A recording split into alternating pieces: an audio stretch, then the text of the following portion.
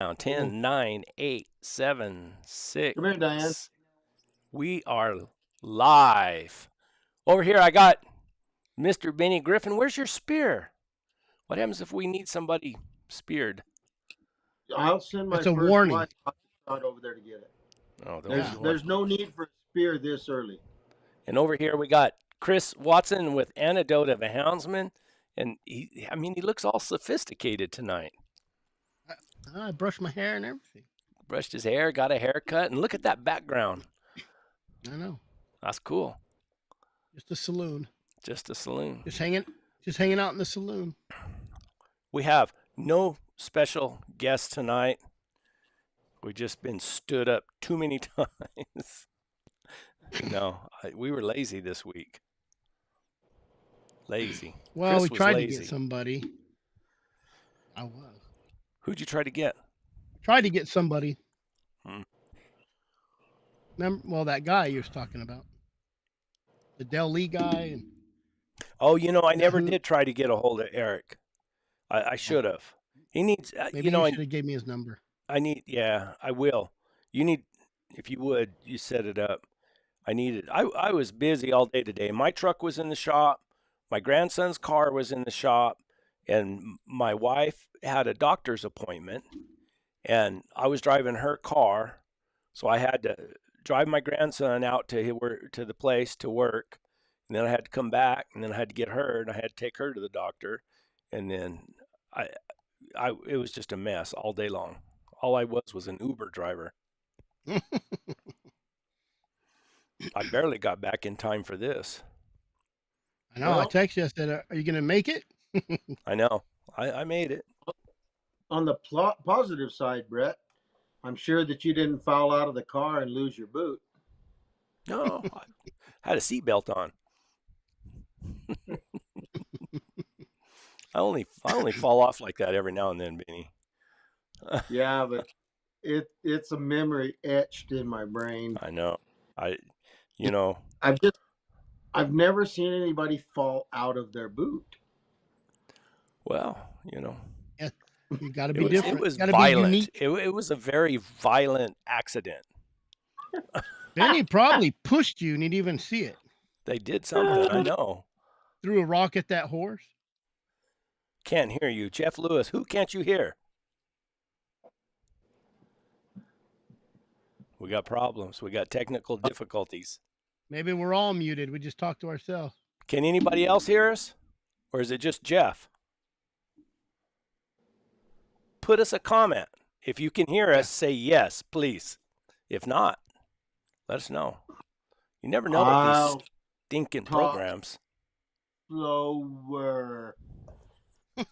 I don't think anybody can hear us. Hold on. I got cheat sheet here. I can't even type in the comments. Oh, Randy Riggs says, all is good here. Ah, turn it up, Jeff. Turn it up. Here. I'll take care of this.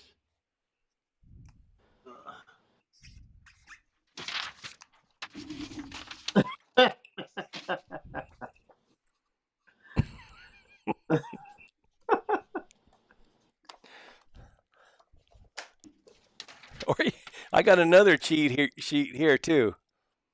There you go. Whoops. Oh, geez, it's been a long day.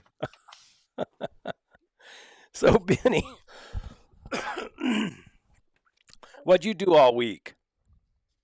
My first wife and I went up into the Jemez Mountains, got an Airbnb way back in the woods. They said it was at Jemez Springs, but it was 20 miles out of Jemez Springs.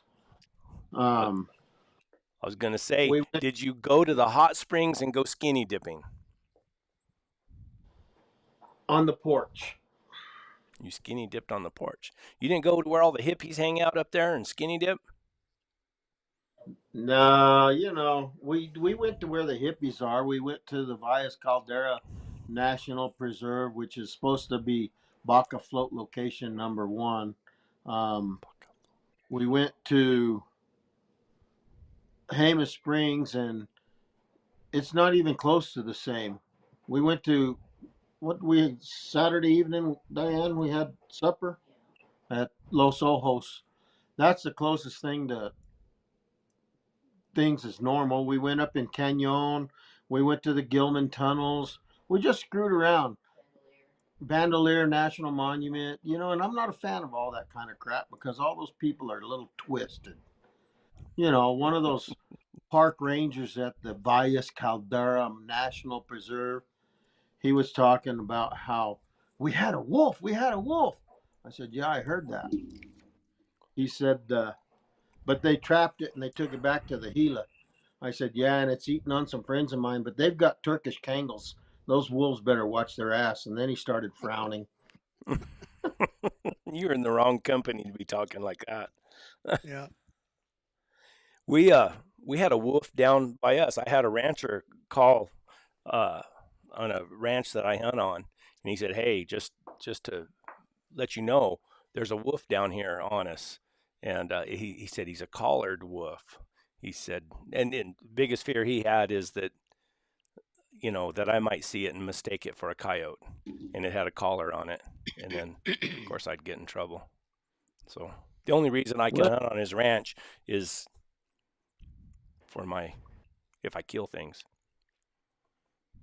if you see a wolf, Brett, one of those wolves, unless it's 3 miles away, I don't think you're going to mistake it for a coyote because I saw one right on the edge of Luna one time, and I realized what it was. And that son of a gun, instead of jumping over the guardrail, he skinned underneath the guardrail and almost took all the paint off the side of my pickup.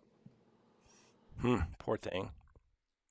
Well, you heard? Yeah. Did you guys hear? You guys hear about that guy up in Idaho or somewhere?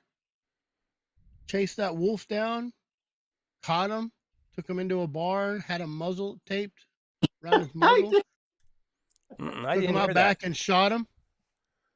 Wow. No, Well, I didn't hear him. Tell us the story. You that just was did. the story. I guess I guess he ran it down. A friend of mine, game warden friend of mine, sent it to me.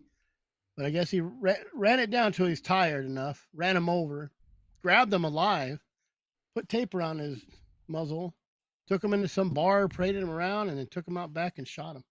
All the wolfies are up in arms about it, of course, It's that's not. stupid. It's not But illegal in Idaho, though, is it? Maybe taking them in a well, bar might be. you know, it's like it's like it'd be like chasing cats with hounds in the old days. It's not illegal unless it's inhumane. If you let a dog tear a Yeah, cat up, inhumane that's treatment. Yeah. yes, But if you just shoot the cat out of the tree, is that inhumane? Same with the wolf. They'll probably get harassment wildlife. Well, I guess the ticket was only like $230, and everybody's mad about it. That'd be almost worth it, wouldn't it? Benny laughing so heartless, Benny. My Can't you just daughter's have some sympathy? my daughter's first husband was a government trapper, and he got called to dispatch a wolf back when they used to dispatch them, and they went down there and they had a wolf in a trap. They had to trap the wolf first, and then they shot the wolf. And I guess before they could get the wolf gathered up, they were doing some paperwork, and some nut job. Where was she from, Diane? Wisconsin, I want to say. I shouldn't say that. My first wife's from Wisconsin. But anyway, this nut job gal, she runs down there and she picks up the dead wolf, and she runs hysterically screaming, carrying this dead wolf, and gets in her car and hauls ass. Right here in New Mexico. Yeah. It was quite an ordeal, and they had a kill order on that wolf. It was all legal and everything, but it sure did cause a ruckus. I bet. I was gonna go to the Game and Fish meeting over here in Arizona, but I couldn't make it. I was literally up the road 15 minutes, but I had to wait on an inspector, Maricopa County. His name is yeah, and I really wanted to get hold of the Jesus guy, There's a little guy Aces. runs around, Humane Society United States. Oh, sorry. And I wanted to get him on the show, or I wanted to go have lunch with him and just talk to the dude. You know what I mean? And just listen to see. That's what we should do. That stuff fascinates me. Give me your reason for it. I'll be cordial.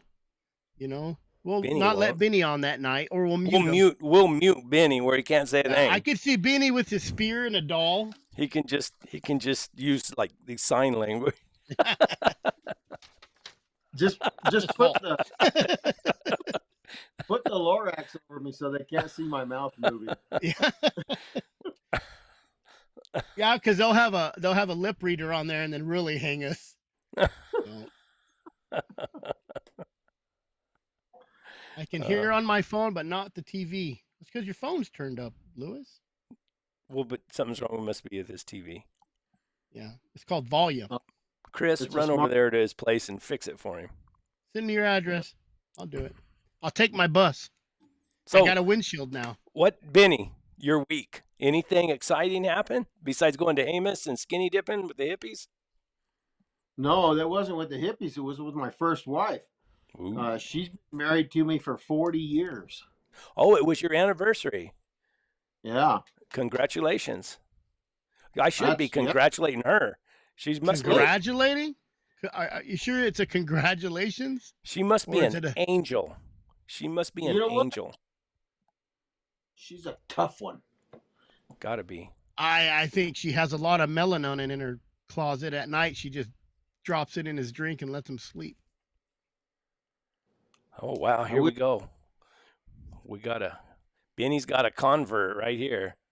Oh, Jeremy. I'm there a you recovering go. cheater dust hunter. Been burning up I the need desert. to come around.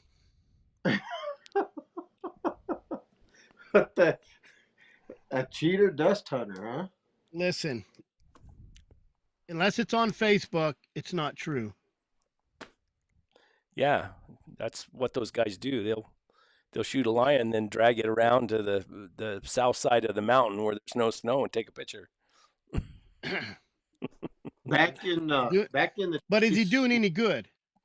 Is he doing No, any good? Nobody catches lions in the dirt. That's just Well, they don't make-believe. call it lion. They don't call it lion killing. They call it lion hunting. yeah.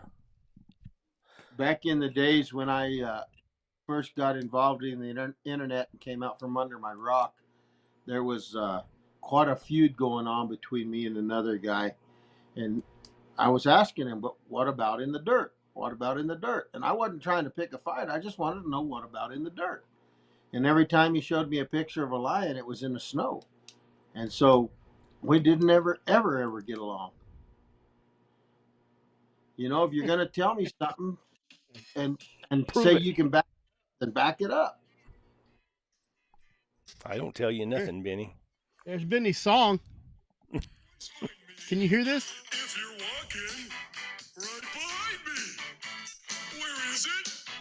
Please remind me. This is Oh, yeah, Benny's song.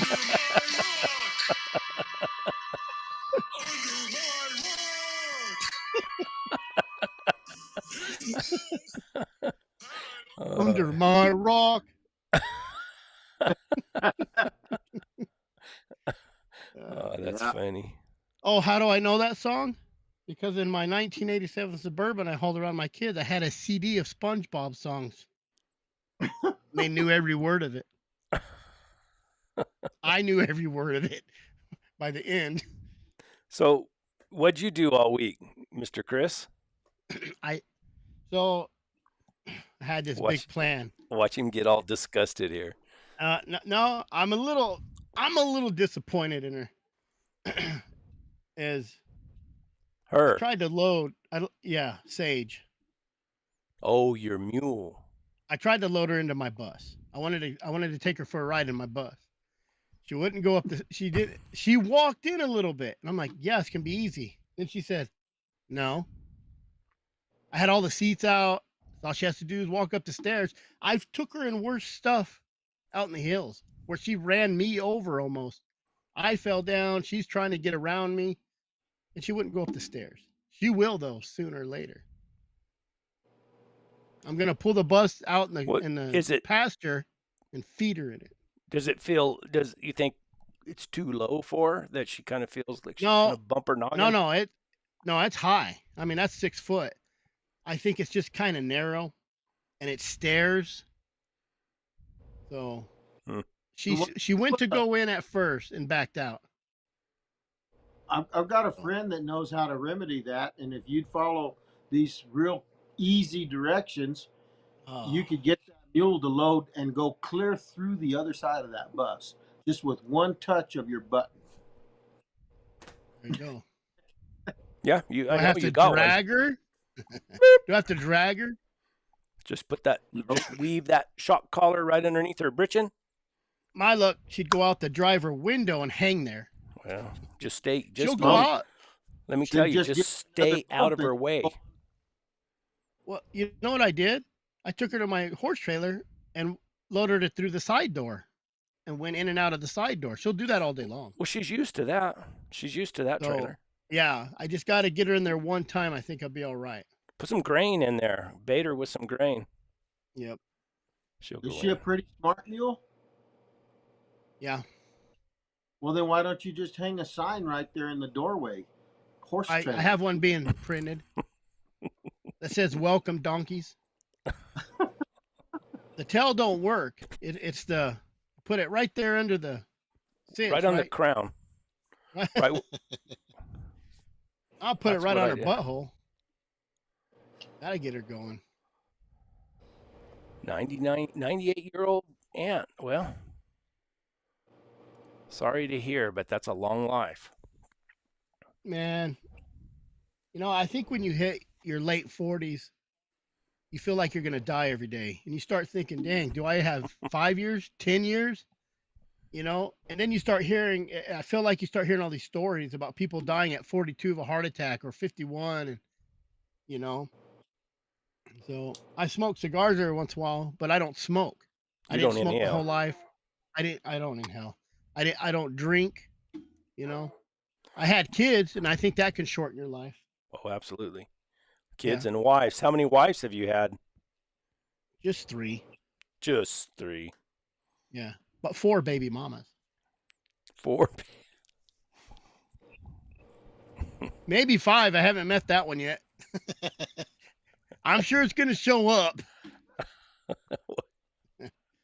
My dad's 90 years old, and my mom's 89.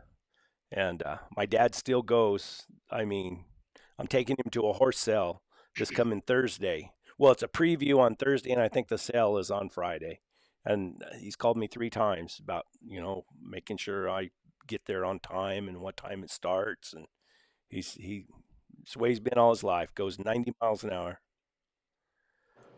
But my mom does good now. I mean, she gets around really good.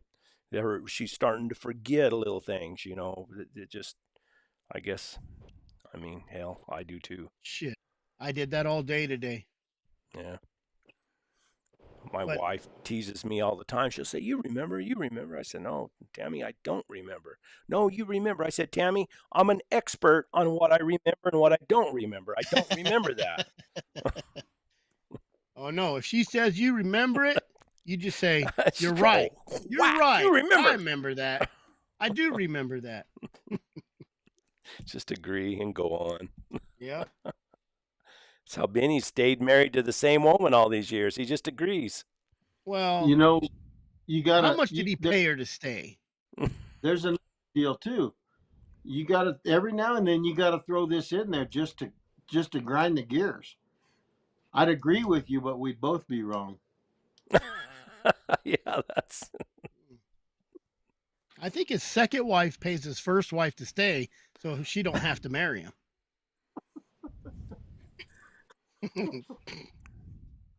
I've had a couple wives. I'm on my second wife. There you go. My first wife is rich. Is she? Yeah. She married a rich man. They own apartments and Well, they're all. I told you my theory on that. Can't What's say that? it on the internet. There ain't no woman that should ever have to be broke in their life. Not when they own that thing they sit on. Nope. That's exactly right. I said it in a And it polite ain't- way. And it ain't their butt. we, I was we lost all our woman viewers right then. Hey. We better get besides- off that subject. His first wife was listening. Ah, dang. the peanut guy. Let's talk. Amazing. Let's talk about hounds. That's something we can talk about that. What'd you do this week, Brett? What did I do? What Man, did you do? I can't remember. Yeah, you do. You remember your wife. Don't make me call your wife and make her have She'll you tell you. remember. I don't know. It was a long week. I know that. Thursday is when I went out. I went to a place. I made a video about it. I went to a place that, well, it's a place Mike Root goes to. He goes through there all the time. It's a good place. There's a lot of lion sign. And I went in there and I trailed a lion around and found a scrape, found some tracks. That's not what my video was about. My video was about the gold. That's the rumored gold from Victoria Peak. I don't know if anybody's ever heard about that, but I kind of told that story and I didn't. A lot of times I get a lot of criticism now on that other channel, on my Born 100 Years Too Late channel, because I don't make it so much about the hounds anymore. I make it more about the destination where I'm going and if there's any historical, anything historical about the place that I'm going. But what I'm trying to do is if I make a video and I'll title it Lion Hunting in the Desert. And most people just skip over it. They won't click on it. They're not interested in lion hunting in the desert. And, but if I title good it. example is the Geronimo one. That's a good example. Well, okay, Geronimo's Cave. I made a video on. I was going to ride through there, and there's a tom lion goes through there every now and then. So I rode through the country hoping I'd hit a lion track, but then I ended up going to Geronimo's Cave, and I made the video about Geronimo's Cave. Well, I got over 500,000 views, and yet I have all these hound dogs with me, and I'm attracting an audience that's outside the hound dog world. These are people that might have a bad impression about lion hunting or houndsmen or anything like that. They don't know any better. All they know is what all these anti-hunters have told them. Well, then I get a compliment, say, "Oh man, you got all those dogs with you. What do you do with them?" Or in the comments, and they'll say, "Man, your dogs really listen to you good." Or they have an envision of guys just taking dogs and just turning them loose, and they run through the woods and catch a lion. Instead they see that, I'm riding through there with a bunch of dogs. Usually they're following me. Every now and then one goes up and barks on something, but I think I'm exposing a broader audience to what we do without actually, saying I'm lion hunting. You know what I mean? And they see that we're good to our animals. They see that we can, that we're humans. Does that make sense? Did I describe that good enough? How many views did you get on Cowboy Country? Over 100,000. And see, that really did involve a bunch of hunting. Well, But- yeah, but you see, you were talking about Cowboy Country. Yeah, and it also had a bunch of other stuff in there, like the border problems, and then we had the interview sitting down there with John, and he was talking about all the history. So what you're doing is trying to reach a bigger audience and expose them to what you're doing. Exactly. And it's all in how you title and you position your video. You position it in such a way where a guy that's going through there and he says, "Oh, Geronimo's Cave, that's pretty cool." And I'm on a mule and I lead my mule into the cave and stuff, and people see it and they'll click on it. And then they happen to be exposed to a bunch of hounds and a guy riding a mule through the woods, or through the desert. And, I made the video where I caught the lion in the cave. First day I caught him in the cave, and the next day I went down and I caught him on a ledge. And then I made the video where I caught the little female lion on the starving to death lion on the river and everything. And those got quite a few views.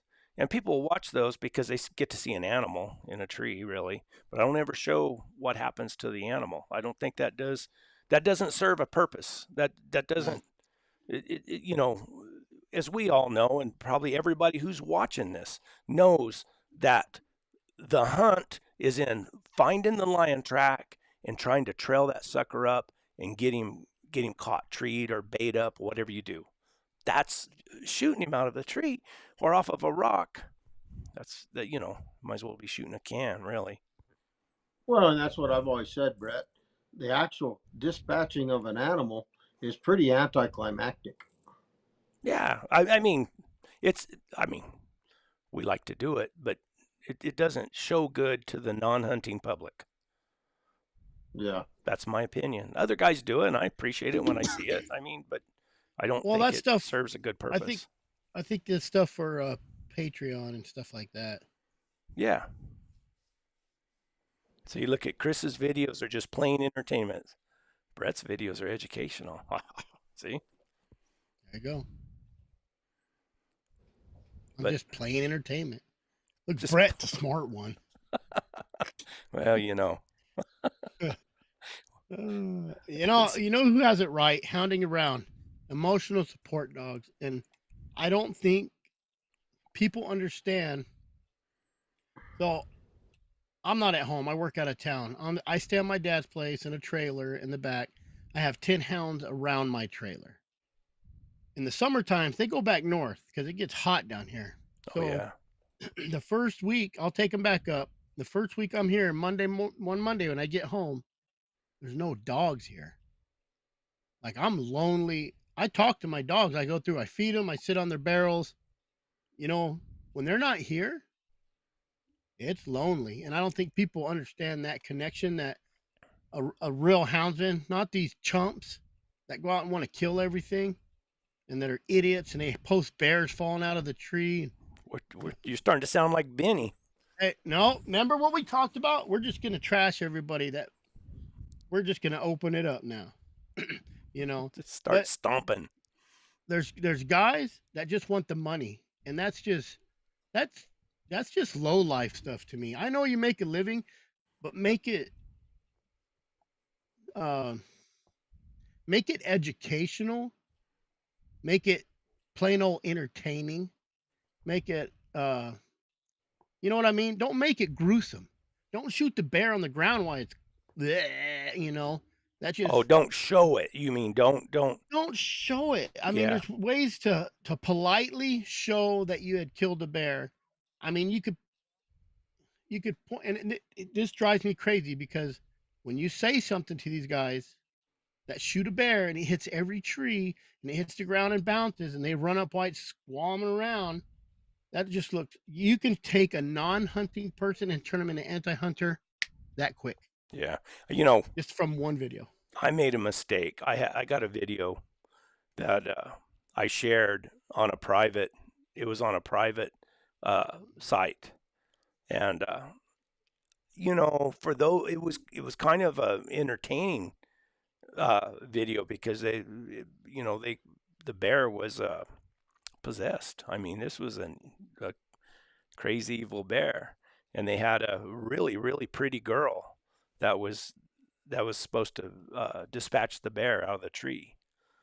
Well, she shot just about every bullet she had in her, and she had one of these big old long pistols. And the bear came out of the tree, and you know, after he had some holes in him, he wasn't a very happy bear. And other things happened, and the guide went down. It's still entertaining to me. The guy went down there to dispatch the bear, and I mean, it's a big old roar, you know, hounds and bears and hunters. Yeah. And he Oh, it starts gets hollering, western. "Get me another gun! I don't have any more bullets. Give me another gun!" Yeah. And all you can do is hear him from down the bottom of the canyon. And then I shared it. I didn't share it to the public. I shared it on the private site, but I even got criticism from people in the private site, and they were right. That thing should be buried somewhere. It should. And the thing that drives me crazy is here's the first excuse. Freedom of speech. Yeah, but not freedom of dumbass. Come on, man. And I do want to and hounding around, there's no such thing as a normal houndsman. That's a hypocritical statement right there. I do. I want to, because, we talk about all the Mike Roots, and we talk about the Warner Glens, and we talk about the Olins and Steve Smiths, and those are all just, The legends. I do like the little guys. I call them the little guys, the normal people nobody knows that are probably 10 times better than Mike Roots, but nobody knows them, and they don't want to be known. So it's hard to get those interviews with people, you know. So, and that's what Absolutely. we've talked about, interviews, Hmm. because when it's gone, it's going to be gone. Like I said, I went to that game and fish meeting, and there's a biologist in Arizona that did a phenomenal job going over the lion population and what he's doing. He talks about, he has 60 something collared. I want 30 or 60, I don't remember. And he talks about how certain areas. So in Arizona, we have regions, right? Or zones. So you have 5 units in a zone, but in some of these lower units or desolate units, these lions are traveling up to 400 miles home range. Now, Kaibab, Benny, Kaibab 36, they're only traveling 25 miles because they don't have to go. They got deer, they got water, and they got that little thing that women control the world with all over the place, and that's what they're there to do. They're to eat and breed. So if they got food, water, and a way to reproduce, they don't have to go. It's antidote of a houndsman. Yeah. Antidote. There's no T in it. Antidote of a houndsman. Is that how you pronounce it?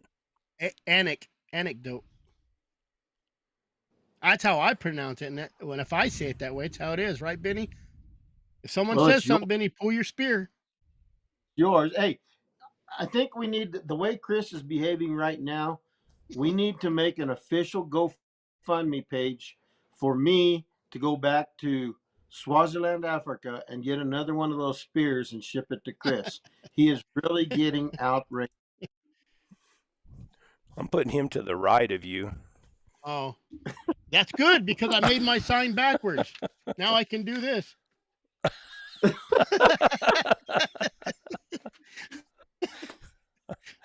It's perfect now. Rowdy houndsman. Howdy, gentlemen. I'm up on Rowdy the mountain killing time until the ground freezes up enough that I can drive back up the road. Rowdy has a good story. What's his story? He had a dog get down in a mine shaft, had to rappel down like a real man, not these sissies. Of course, he's a firefighter, so he's kind of a sissy still, but you know what I mean? He went down and got his dogs. Right, Rowdy? What we should do? Anybody who has a story, we should throw them on right now and give them 10 minutes for the story. Who's got a good story? I know Rowdy does. I'll send you a link. Give me your email. I'll send you a link. Can you get on, Rowdy? I'll text him, I guess. I got to send him. I'll send you the link, Chris. You got the link. I have it. Send it to him. Yeah, it's the same link every time. We need to get Chris to take the summer off and go back up to Sholo, because he's really getting into his attitude. Oh, yeah. He's grumpy. Yeah. Well, I have to wear in the summer. I have to wear underwear and everything, and it's stupid. Too much information there, Chris. I'm a text. I lost my train of thought. Nina said maybe too. So we'll have her talk about, if I can get Nina on the vet tech, the heat. She'll tell us what to do, maybe, or how to prevent overheating your dogs. Or let me type this in for Rowdy. She just can't talk about any nutrition companies. Well, she gave me 5 companies today I emailed, and it's all heartwarmers, like where they get their stuff. Yeah. So I got emails out to try to get, even if we can get some of those guys. Just can't bring up elite nutrition. Yeah, nobody say elite. I'm going to probably have to bleep that out. You can. Trying to type this. Hey, I keep looking at the podcast, and I haven't seen where you put It's John no, Clump. I wish you guys would be patient. Hey, I He know was how long. busy all day, and he Hey. can't remember what he did, Benny. He might have done Hey. that. Diane, what month was it that we went over their clumps? It was Ah. November. Here December. he goes. He's going after you. That is probably one of the best houndsman interviews to ever hit the internet, and I can't get a sponsor for it. So it's Listen, just there's going out. How about there's 60 people on here? How about everybody sends $5 and you'll put your name on the credits? Let's make it $10. Yeah. Listen, make it 15 so Benny can go back to Africa and get another spear. Okay, we got a good story coming on, guys. Here's Rowdy Houndsman. The only thing I want to know is his real name. Rowdy. That's his real Rowdy name. Wayne. He was born and his mama called him Rowdy. Well, now listen. Now I can see why. Okay. He's a firefighter, so talk slow. All right. Get some crayons out. But be kind. But big white paper. I promise he's smarter than he looks. I promise. We don't. Tell us the story. Mine shaft. Yeah. The mine shaft. So I was out hunting one night. It's about 11:30. Cut a track across the road, pretty fresh. Put the dogs out. Follow the dogs. Got them. Walked the dogs up the trail. Got a quarter mile or so before they finally started really working it good. It started to freeze in, but it was a couple hours old. Where are you located at?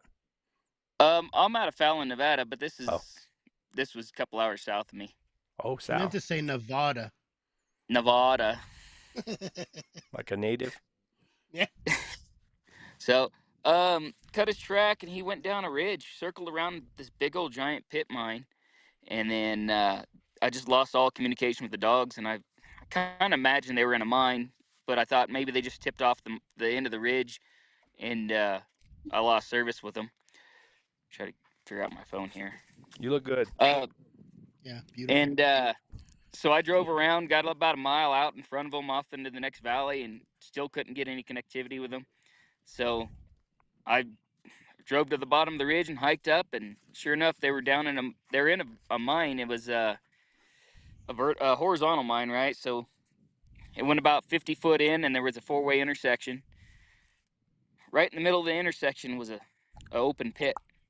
Yeah. So as I had one dog still in there, 3 out front running around, 2 down in the bottom of the shaft. I didn't know they'd fell down yet.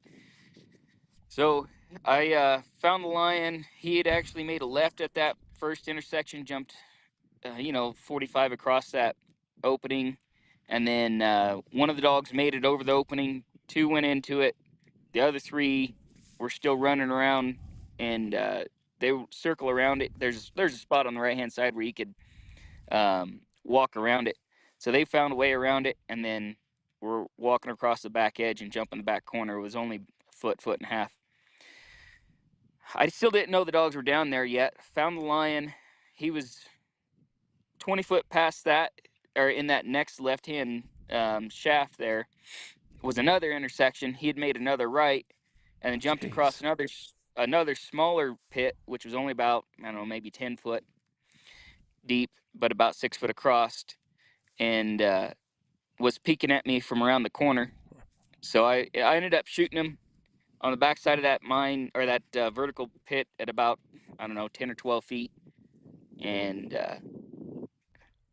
first shot, I broke his shoulder. Thought it was a good shot, but I broke his shoulder. After a minute or 2, I realized he wasn't going down, so I had to shoot him again.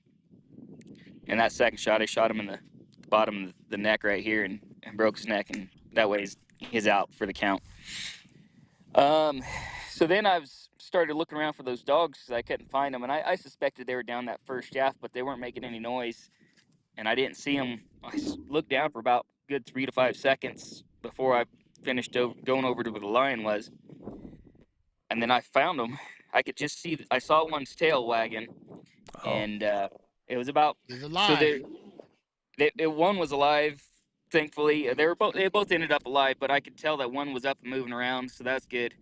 But they didn't make any noise, and they're about 40 foot down. At 20 foot was a wooden platform, but it's made out of like 2x12s, and then the center board was missing. They had fell down to that middle platform, and then somehow fell down through that middle board, missing board, and went another 20 foot down. One dog had a couple holes in his hind leg from catching nails on some planks, but other than that, no broken bones. They were up moving around. They ain't sore.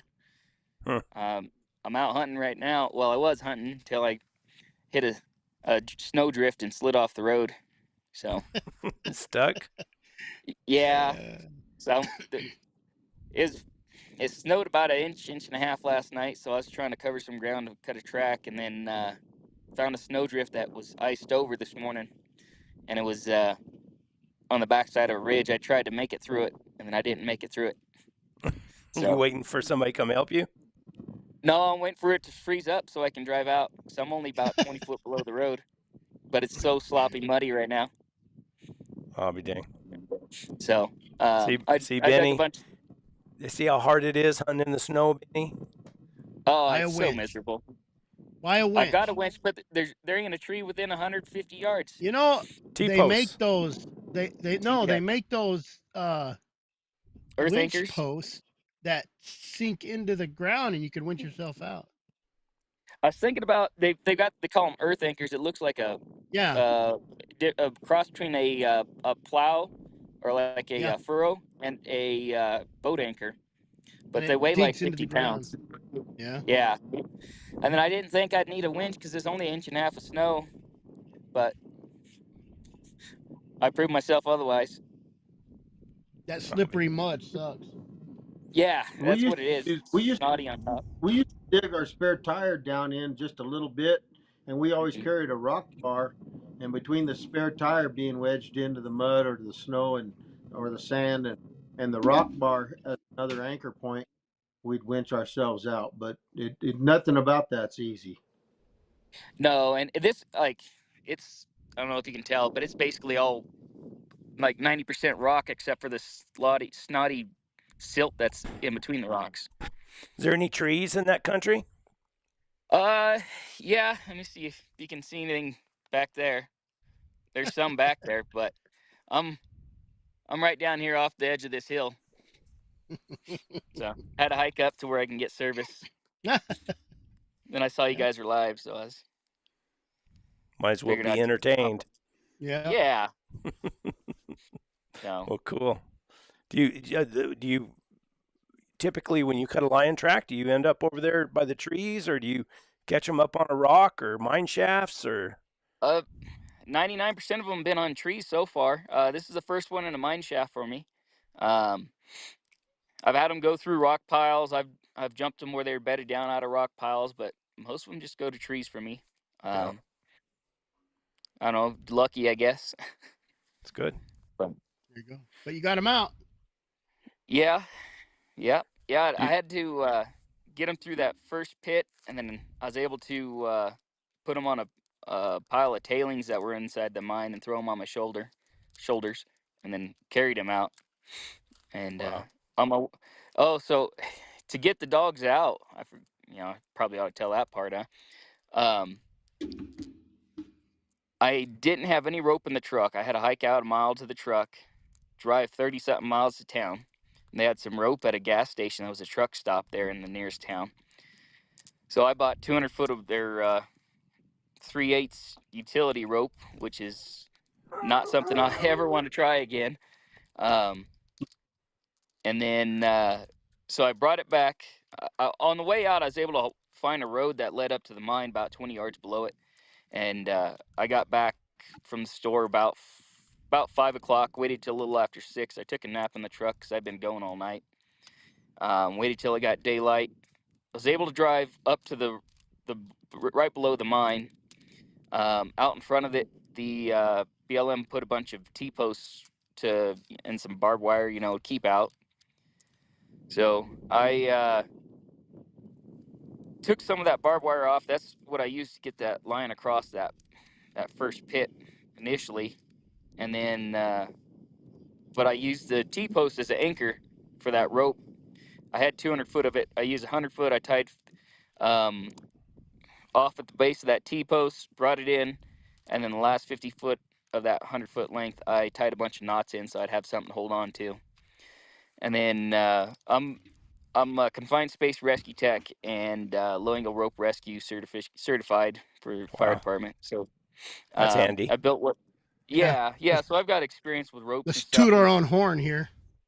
Well, I'm saying that because I wouldn't recommend anybody doing it if you don't know. And if Those I was mine all alone, shafts, dangerous. yeah, so I was all alone. I sent the wife and another buddy that kind of knows the area where I was at, and it was 3 o'clock in the morning or something. And if you don't hear from me in a couple hours, come look for me. You know where I'm at. Yeah. Exactly. Drop a pin. Here's the Onyx pin to the entrance of the mine. I'm going in. So it took me a good hour to get everything set up and build up enough nerve to use that chintzy rope. But yeah, so I built what's called a hasty harness, and basically it's just a rope harness goes around the waist and around each leg, and then I wrapped around the at the top of that vertical shaft was a big heavy wooden frame, like a 6x6 or 8x8 frame, and that's what really allowed me to be able to go down in there, is that frame was there, and I was able to wrap around that frame with the rope, and I was able to lower myself down to that first platform. Once I got to that first platform, I took another section of that rope, built a slip knot on it, and was able to get it around the head of each dog and hoist them up. So hoisted them to that first platform. I went slow, making sure it was sound and everything first, before I started putting my weight on it. Then the weight of the dogs, and it had a bunch of rock fell down on it and everything. And sorry, I keep twisting it there. So yeah, I was able to hoist them out to that platform, and then I was able to climb back out with what rope I had. Doing that, and then that old man said couldn't drive a spike up your hind end with a 12-pound sledgehammer. Yeah, it was 100% pucker, 100%. So I'm putting together a rope rescue bag now for I bet. myself and my dog. Ryan Bailey said, I carry both the static line and a climbing line in my truck now. I also carry a dog harness so I can raise or lower my dogs. Ledgy country. Yep, that's exactly what I'm going to do. And then I'm going to, because all the bluffs and everything around here, I'm also going to get some anchors for like rock climbers use. Oh, I don't know what they call them. So I'm going to get a couple of those. I'll get some chafing,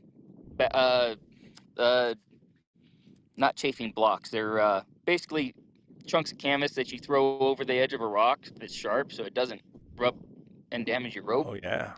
So I'm going to build a whole backpack for it. And that way, if someone else in the general area has another similar issue, I'll put the word out, say, hey, just, pay for my fuel. I'll come out and get your dogs either off that cliff or out of that mine.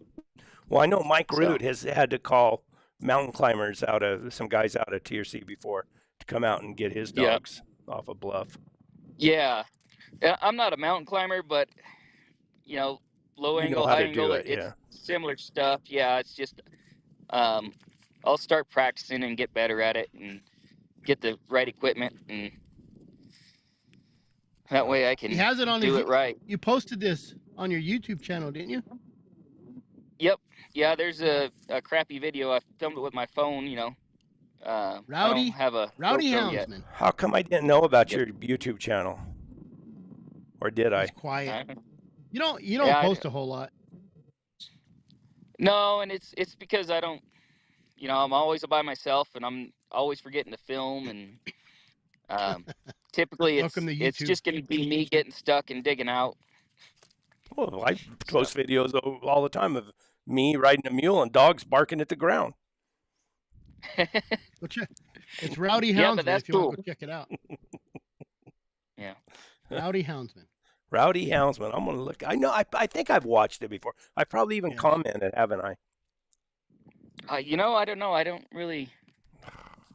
These amateurs, I swear. Right.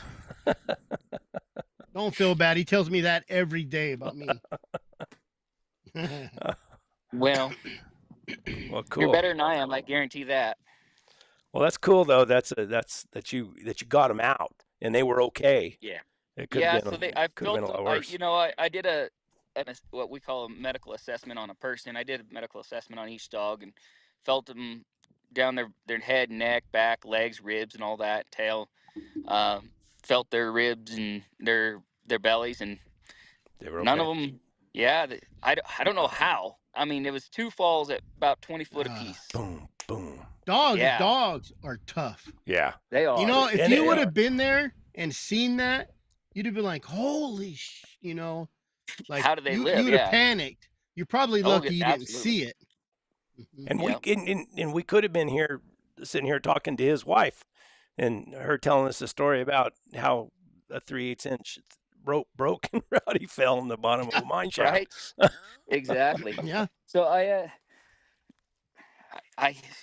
was so nervous using that chintzy 3/8 rope, but it had 2,700 foot-pound Uh, static load rating. So You'd have As long been as it better off didn't go using over a some rough mule edge. tape. mule tape's pretty strong stuff. That's a I was lot. A gonna lot say of it's you'd like be better off 5,000 using pounds. that. Yeah. I Yeah. carry a bunch of that mule I- tape with me. Always have a bunch Yeah, in it's my handy for saddlebags, everything. in my trailer. Yeah, I don't have a source for it. Otherwise, I'd keep a full roll in the truck. Somebody gave me a whole bunch. Hey, you know what? And there's a guy. I sold a couple dogs to Justin Provencio, and he sent me. It's a canister where you can just. I think it's got 200 feet in it, and it's made where you can Nice. just pull it out. I got a 5-gallon bucket that I fed it into.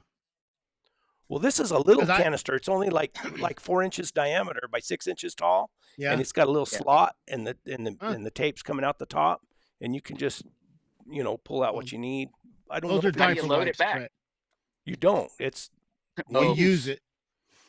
Okay. use it. So lose what it. I do on my jobs is all those guys go to any job site, look for the underground guys. When they're putting in conduit, Mhm. APS, SRP, Yeah, they any pull of the- that. they pull it out and they don't. This guy had wads of it. And I'm like, what are you gonna do with that? He goes, oh, I'll throw it away. They just That's leave where I it got right mine. there. My And I bulk I spent. have. Oh, Today- shy. There you Oh, go. look at that mean houndsman to his dog. Oh, horrible. This here's shy. Oh, shy. You don't have to buy it. You don't have to someone- buy it. You can hit job sites. Somebody had asked earlier. Tell us about your dogs, Rowdy. How are they bred? Do you raise pups? Oh, What do you do? Tell us about your dogs. so I've got. Let me get this thing straight here. I've got 8 dogs. I've got one dog that I bought 2 years ago from a gentleman named Eric Quinzer out of Ely area. He's a Finnish snow dog. And then I've got one that I've raised from a pup that I got from a buddy out of California. That's a half Nance, and the father was I forget what Walker side, but he's a quarter trig or a half trig, and Walker mix. So my dog's either a quarter or an eighth. I'd have to look at my notes. So he's pretty much my main dog right now. He's pretty good. He's fast, but he's cold nosed. I wouldn't have thought that having the trig in him, but How's he do on a tree? he's all right. But he likes to make a loop. He'll sit there and tree for 4 or 5 barks, and then he'll make a 20-yard loop and come back to the tree. And then I've got 3 that are brother and sister, or 3 that are sisters, and one of their brothers from same mother as that quarter eighth trig dog. I bred her to I can't remember his name now. He's got that twist dog up in Montana. Oh, I know who you're talking about. It's been a minute since I talked about him. So Mhm. not Jerry. Yeah. Anyways, twist dog out of Montana, which is one of the topper bloodlines. Mhm. So I wanted the Nance blood to breed back to the mother, with their mother, because she's a really good dog. She was a bear dog, lion dog out of a bear dog that would still run lions out of California, and she died a year and a half ago.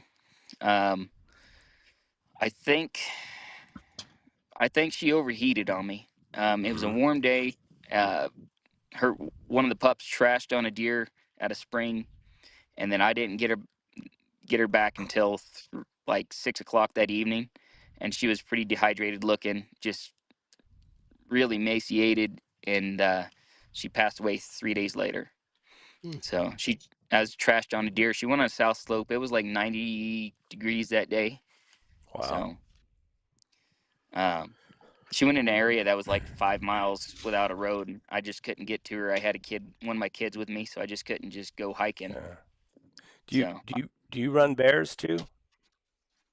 no, I strictly lions and a little bit of bobcat if I cut a fresh track, but still Have, it's have, just more. have you done on bobcat in the snow? Have you done all right? Haven't done worth a darn actually. They always outsmart my dogs. They get into a rock pile and lose them after about the 10th or 12th loop through the rock pile.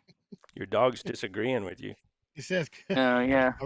are we going to sit around here all day? You stupid Yeah. Ford Ranger driver. Right. Oh, you don't Yeah. drive a Toyota? No, I got a Ford Ranger. I thought it was like a rule that if you A- were a snow hunter, you had to have a Toyota. As much money as he's put into that, I'm a he could have bought one. crossover. I'm a crossover. I drag around too. Oh, well, But then you probably can't afford a Toyota. well, People who have Toyotas yeah. can't afford Toyotas. Rowdy, Everybody wants a fortune for them. I can pick up a Ford Ranger for under $1,000 Yeah. and beat it till it don't want to run no more. Yeah. What's that, Benny? tell me those Nance dogs. I had a Nance dog. I bought it from a government guy here in Central California, and I gave her away after I tried her for a year, 2 years, and it's not that she wasn't capable. She was just her personality was way too fragile for me. Mm-hmm. Are your dogs that way?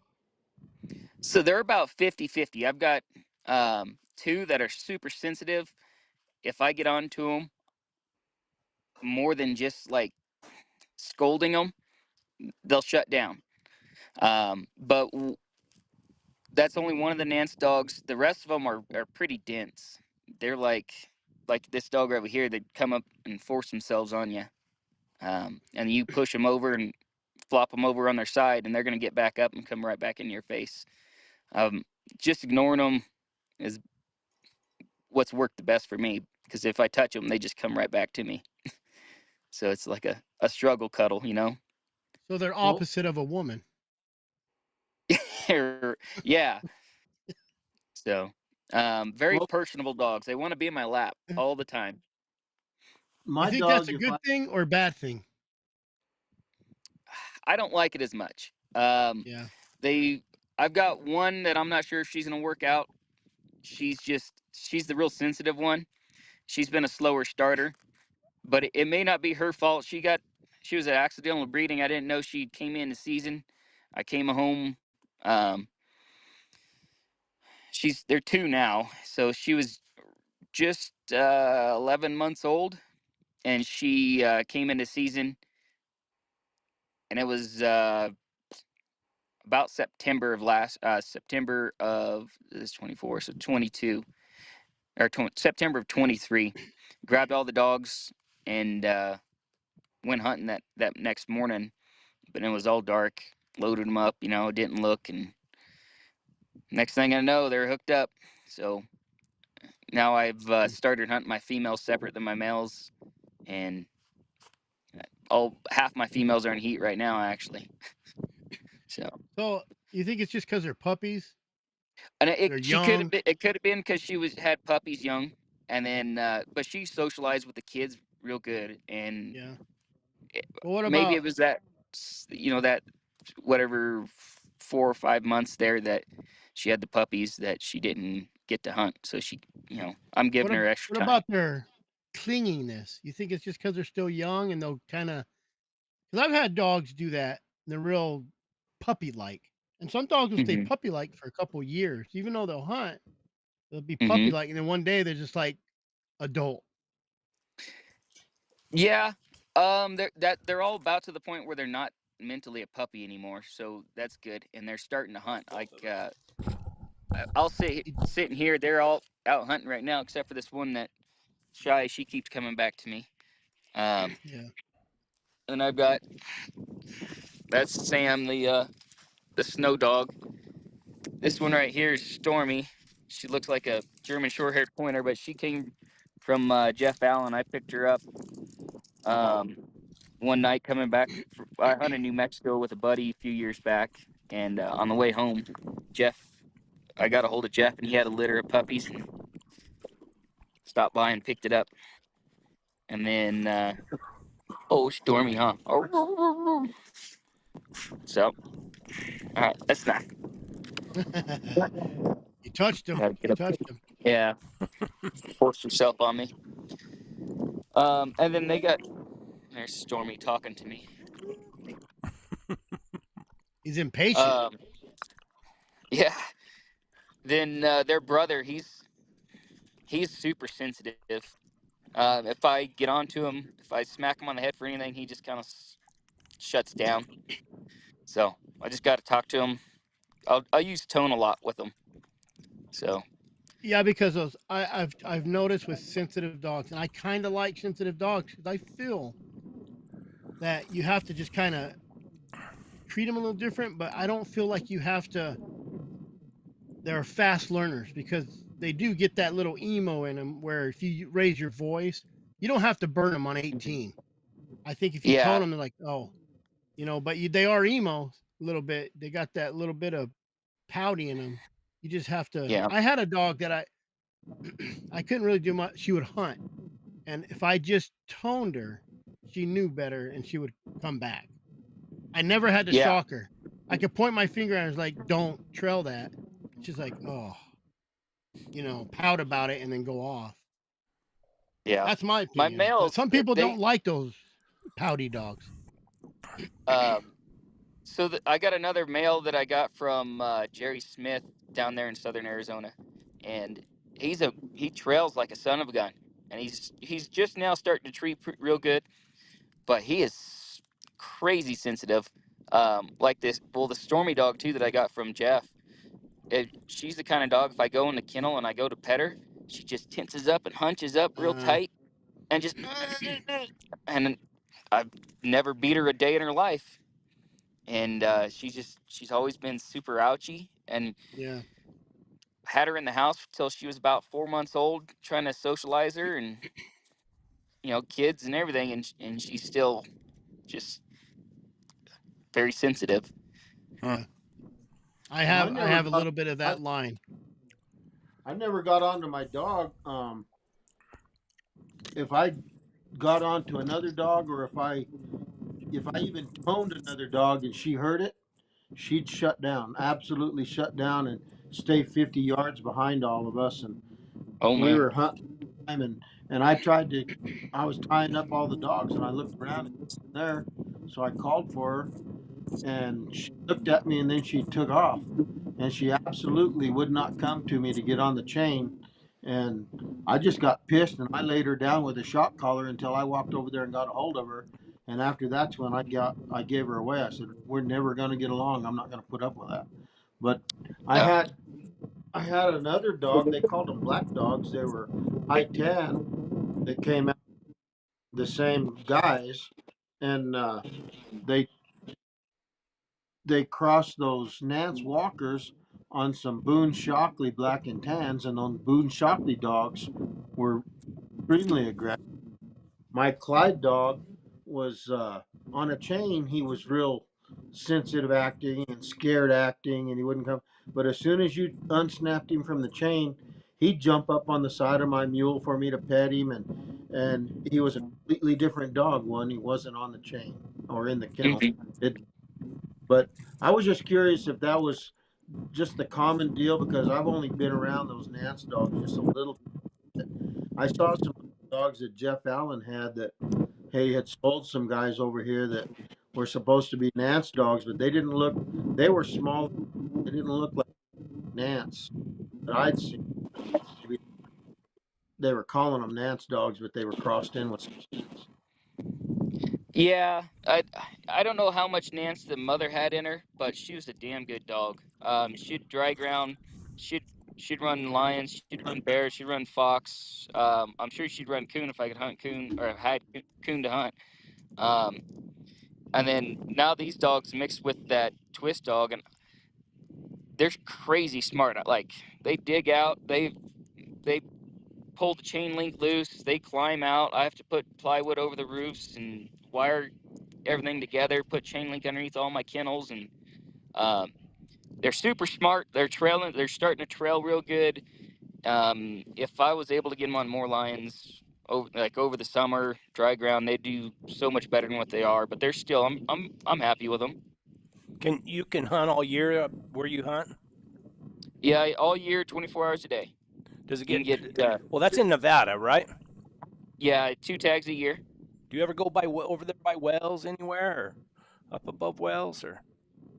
Not for lions, just because I've got a ton of area right here around me, and why pass up lions to go find lions? Why? Yeah. Why I, drive 2 hours when you drive 30 minutes, right? well, I mean, most of my places I hunt are about an hour and a half, 2 hours from my Anyway, house. Anyways, but Wells it'd be about 6 hours from me. I was just gonna say my brother-in-law and my sister live on a ranch up there Okay, above Wells. Yeah, right by Cleve and Becky Dwyer, right next to them. I got you. Yeah, I was up there. The first time I really hunted around there was last summer. My wife drew a antelope tag, so that was beautiful country, nice big timber up there.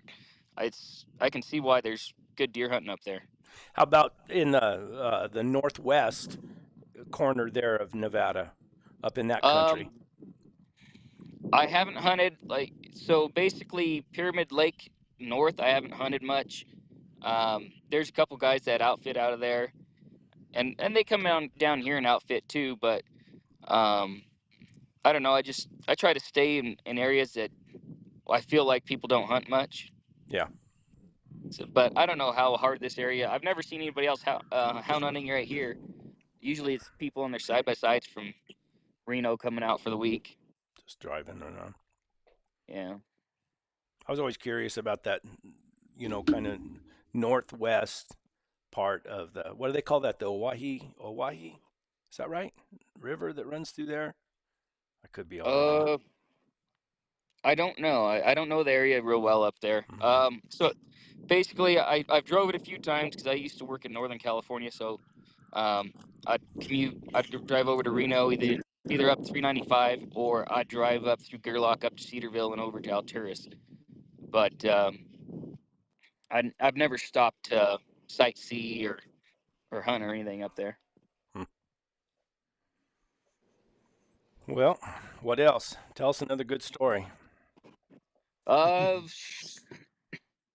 got lots of truck stories. A couple years ago, this Ranger, when I first bought it and started hunting with it, I was driving over in the pine nuts out by Carson City in about 2 foot of snow, and blew up the transmission and had to leave it there in the snow for about 4.5 months till I could till the snow melted off and I can get in there with my F-350 and drag it out.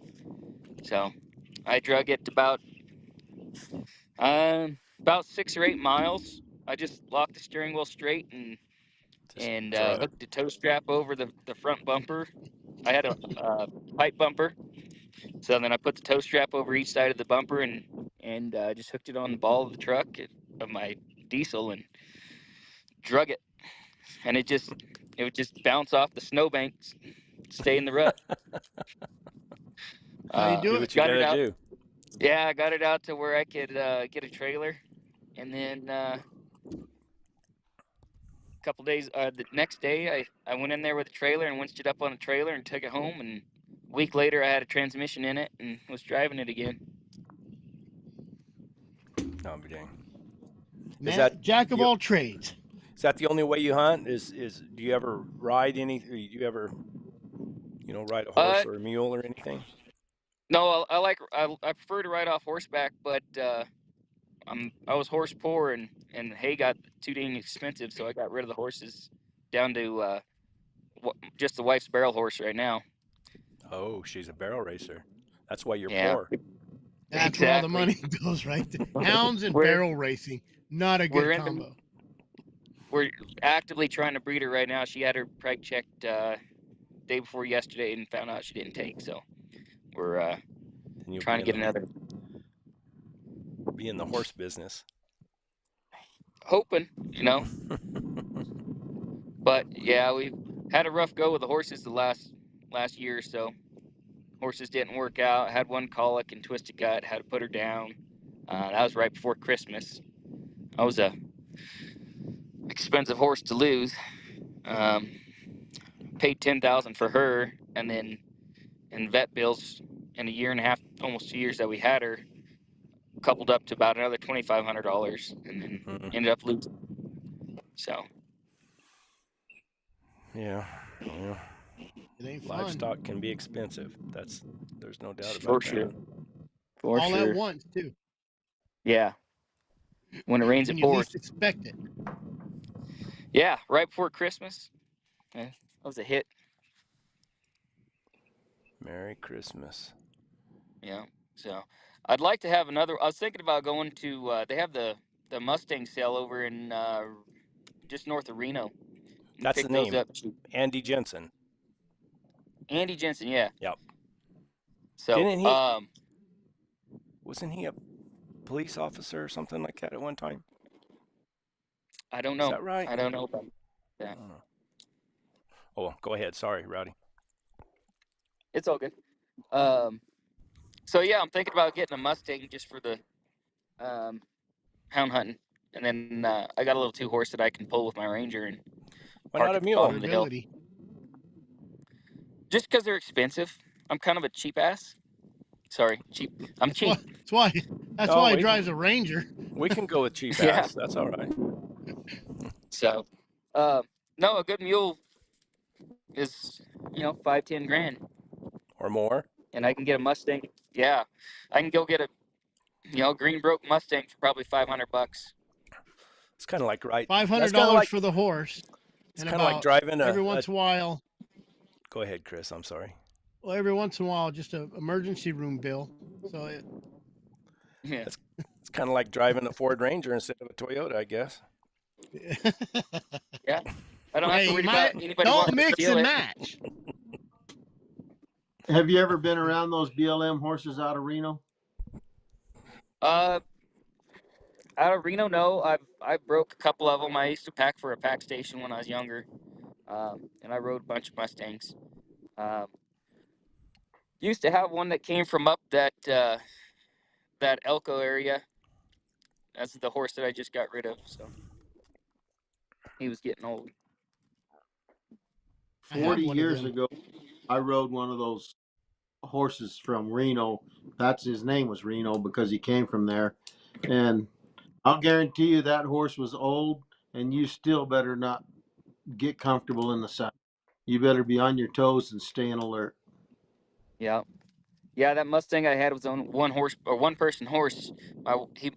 He jumped the property fence. It was only like 3.5 foot tall where he jumped it because my wife was trying to catch him one day. So I'd go out there and he'd just stand in the corner, flexed up, snorting. But he'd let me throw the rope over him, and I'd ride him. He's a great mountain horse. But That sounds like the mule Brett's riding right now. I packed out elk, deer, a couple elk, and several deer on that Mustang. Yeah, I'd take this him up one to was Colorado a elk tough hunt. horse. He was a small horse, but he was just double tough. double Yep. tough, and the rock there in Arizona didn't phase him. But I'm not kidding. When he snorted and blew, you better be be prepared because you may land sideways. Him, if you stayed in the saddle with him, he could jump sideways 70 or 80 feet, I think. Yeah. But would It's he funny pull you your bring that boot up. off? Yeah. Not if you kept him in the stirrup, Brett. So, It was in the stirrup. the second time I had rode that Mustang packing him, maybe it's third time. I was leading a string of mules in the Sierra Nevadas. Stepped off of a rock step or a stair step in the trail, and the mule got way up on his butt, and the rope swung, pendulumed underneath his right leg. So when he took another step, that mule stopped and lifted his head to jump down off that ledge or that step. Brought that rope right up between his hind legs. He broke in two on me. He went straight up in the air, hit the ground, jumped about 5 foot to the left, 5 foot to the right, and left me laying in the trail. Good thing you're in the trail. Yeah. Yeah, it was like he was incredibly fast. It's amazing sometimes how fast they can react to stuff. The Yeah, Mustangs are tough, though. The Mustangs are tough. I like yeah. them. I have a BLM Mustang, Chupacabra, what I now call him. What would you rather ride, Chris? Your mule or your chupacabra? My mule. Would you? Why is that? Because she goes where I want her to go, except in my bus. But what? But if I So there's the Mustang kind of refuse sometimes. so I got him. I got him because the guy was gonna basically bear bait him. I'll just say that, And I said, well, let me try it out. And I've never put a bit in his mouth. I just use a halter and ride him around.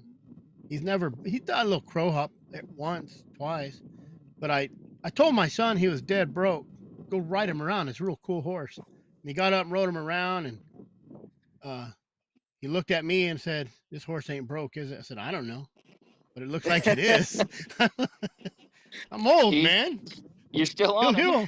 Yeah, he'll heal. But we put his girlfriend. If you go to my video, one of my video that says Mustangs and Mules in the Sonoran pronghorn, she's riding that Mustang, and the only thing it tried to do is lay down on her in the sand wash. It wanted to roll in that sand.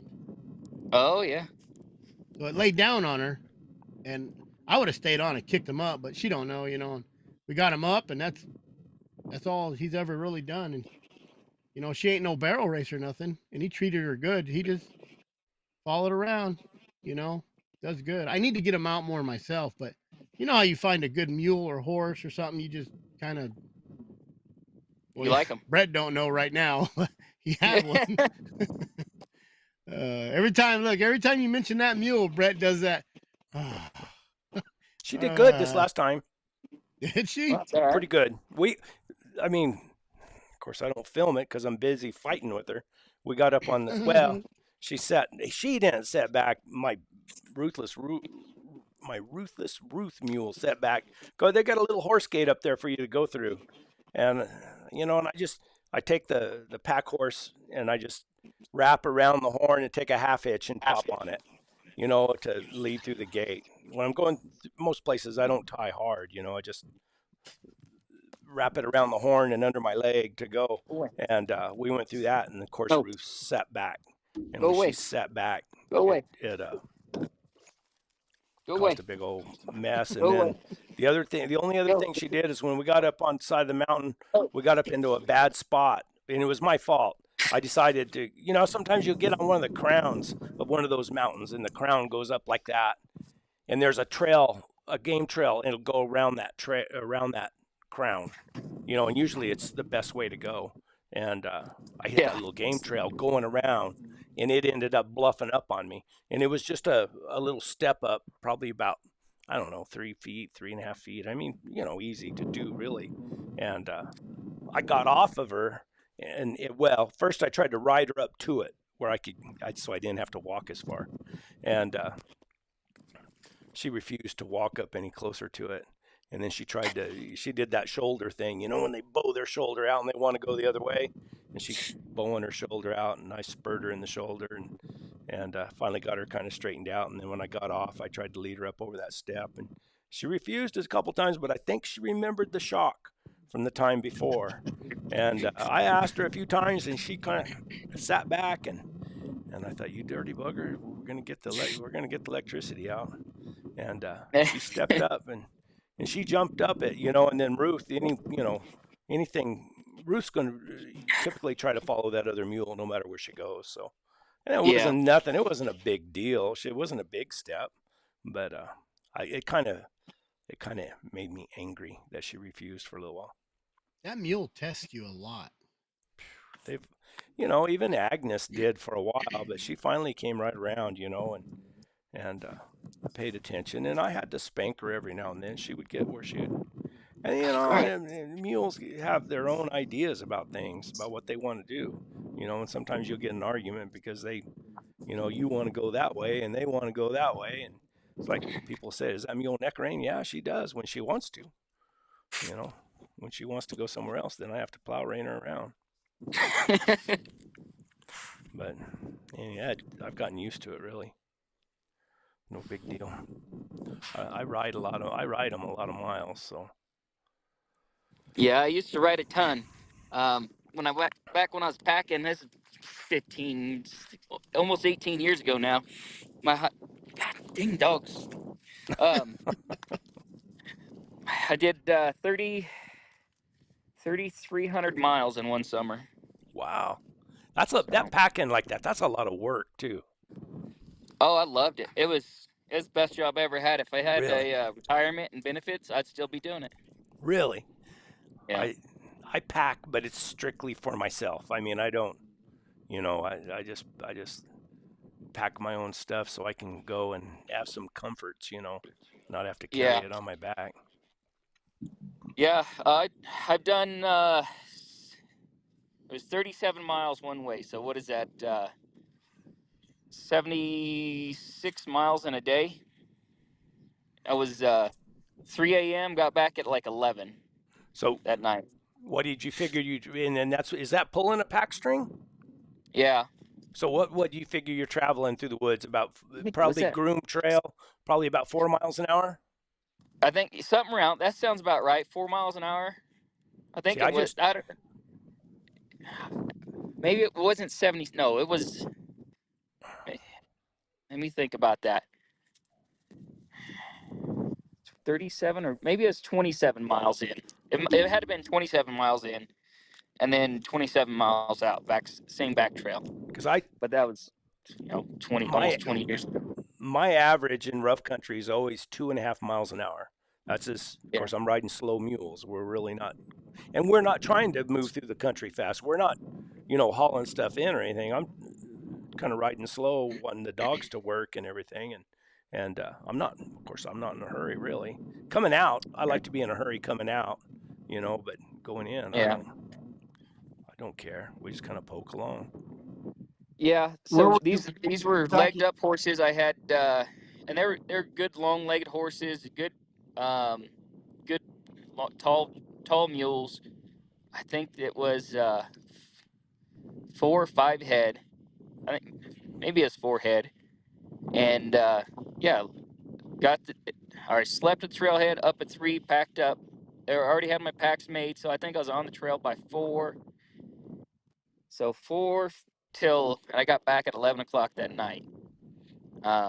Dropped off 4 loads, and then came back out. Deckers or sawbucks? Sawbucks. Yeah, sawbucks, and usually a diamond. One-man diamond? Yeah. And so anything that wasn't a top load, we'd box hitch. Box hitch, yeah.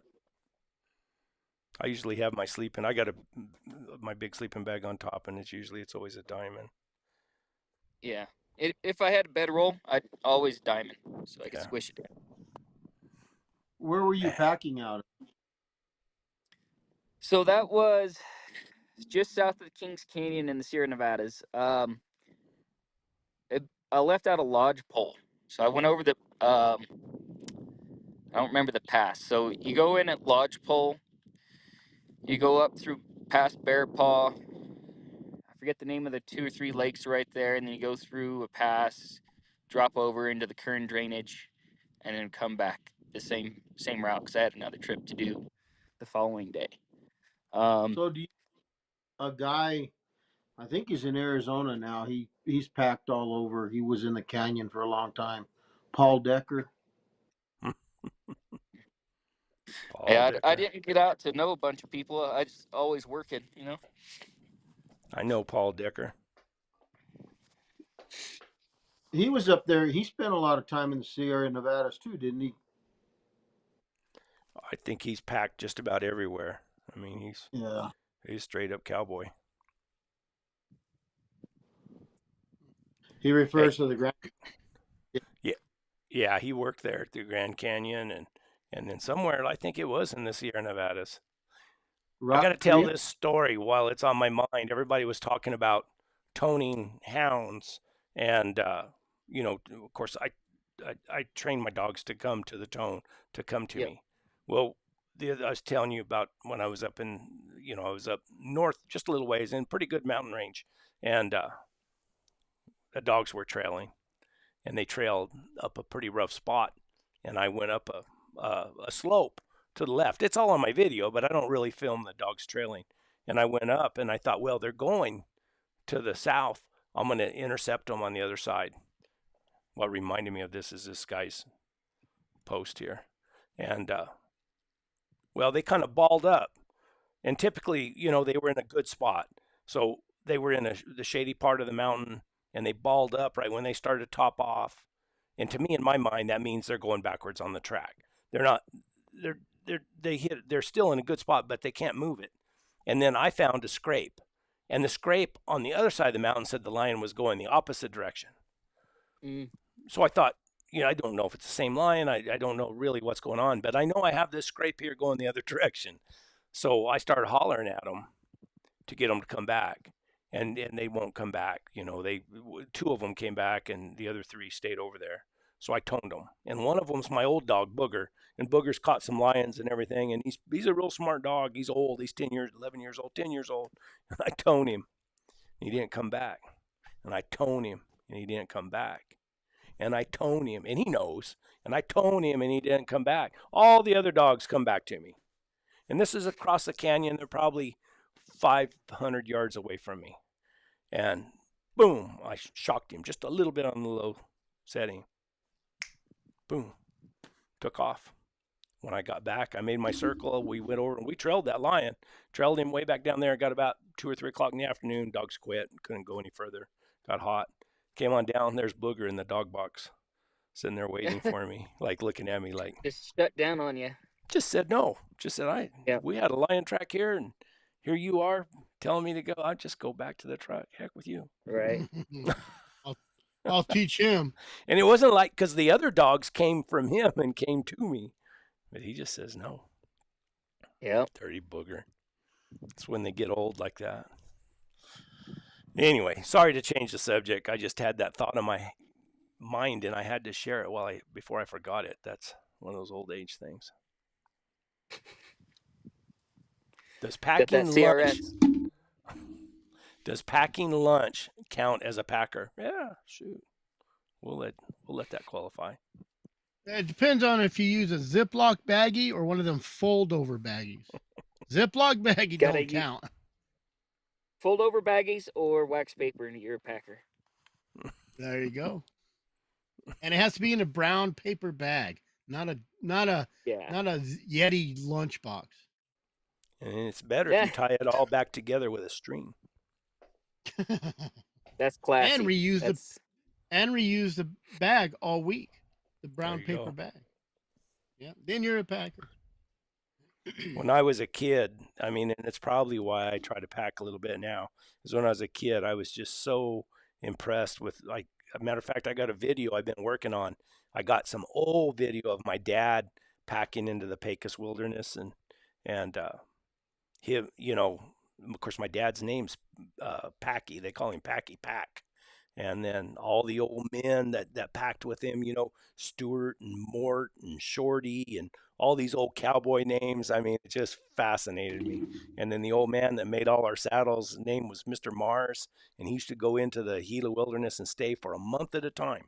And it was real fascinating because he had stomach ulcers, and he drank goat's milk because it helped his ulcers. And his goats went in with him, and he'd milk his goats up in there, and they'd stay for a month at a time. And he was a tough old dude, and he had good mules. He sold mules to the Grand Canyon to Harvey. What is it called? The Harvey House? Is that what it's called? What is Yeah, it called? Harvey sure. Mules they're or not whatever. there anymore. They were there when I was going in the canyon. Yeah, but it always fascinated me. And then when I was a kid, the only thing I remember is us packing in, and we had a little Appaloosa. My dad didn't believe in mules. We had a little Appaloosa mare that was just as tough as a knot, and we had a roan gelding and this and that. And I was just a little bitty guy, and I rode back. I rode behind my brother-in-law.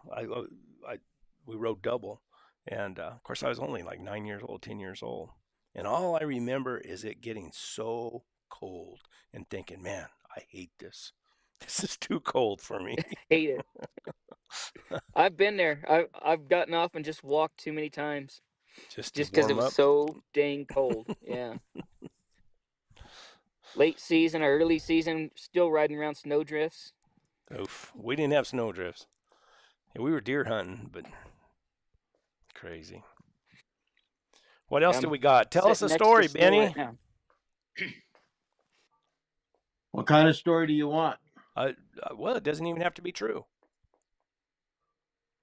I never let the truth. Just leave 10% truth in it, and it's not a lie. Do you ever pack? Do you ever do any packing? No, I never have. I've always wanted to, and I never have.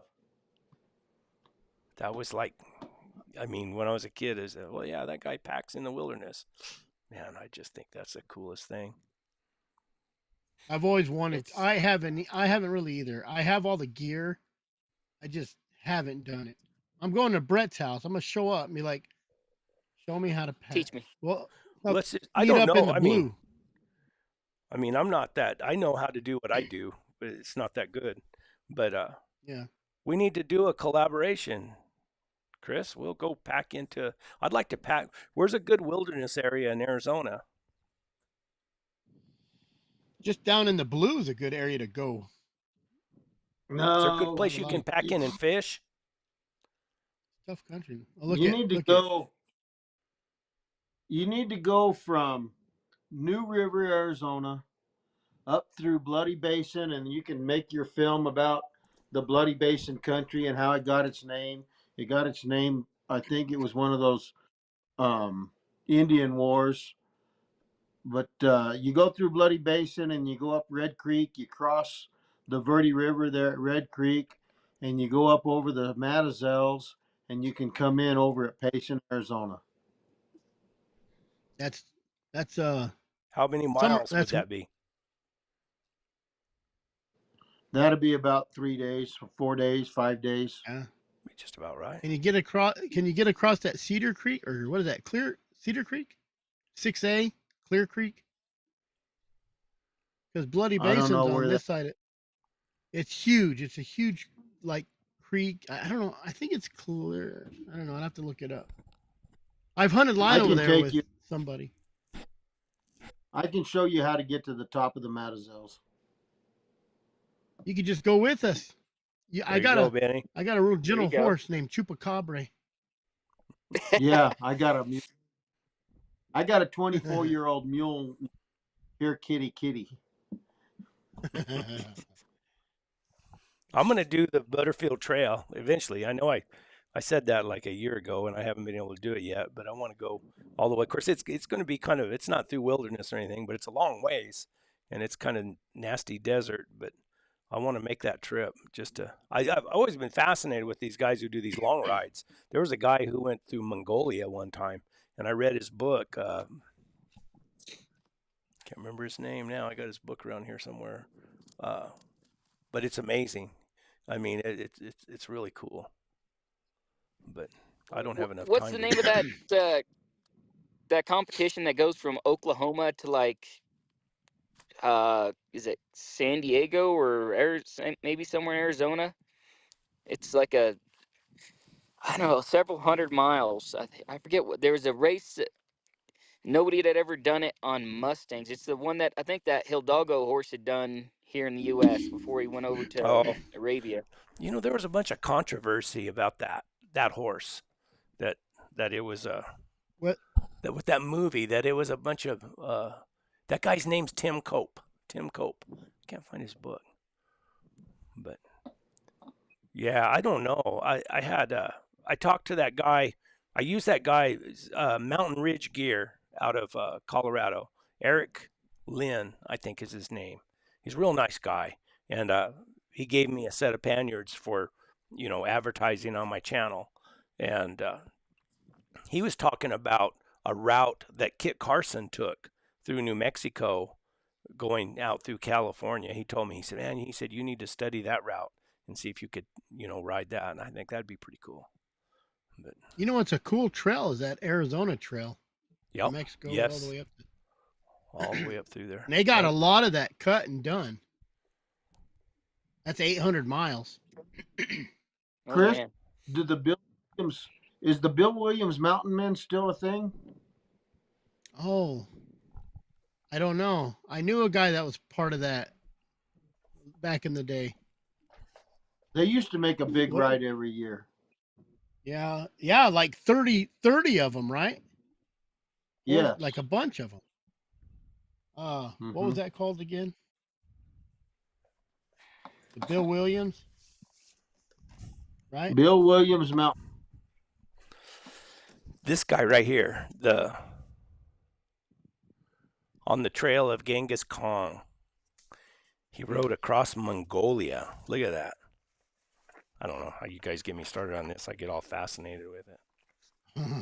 Did he use American horses or did he use those Mongolian horses? He used Mongolian horses. And not only that, like there was some borders that he had to cross going into different countries. They wouldn't let him bring his horses across. So he had to sell those horses or get rid of them and then buy new horses in the next country. And this guy wasn't a horseman. He had no experience with horses.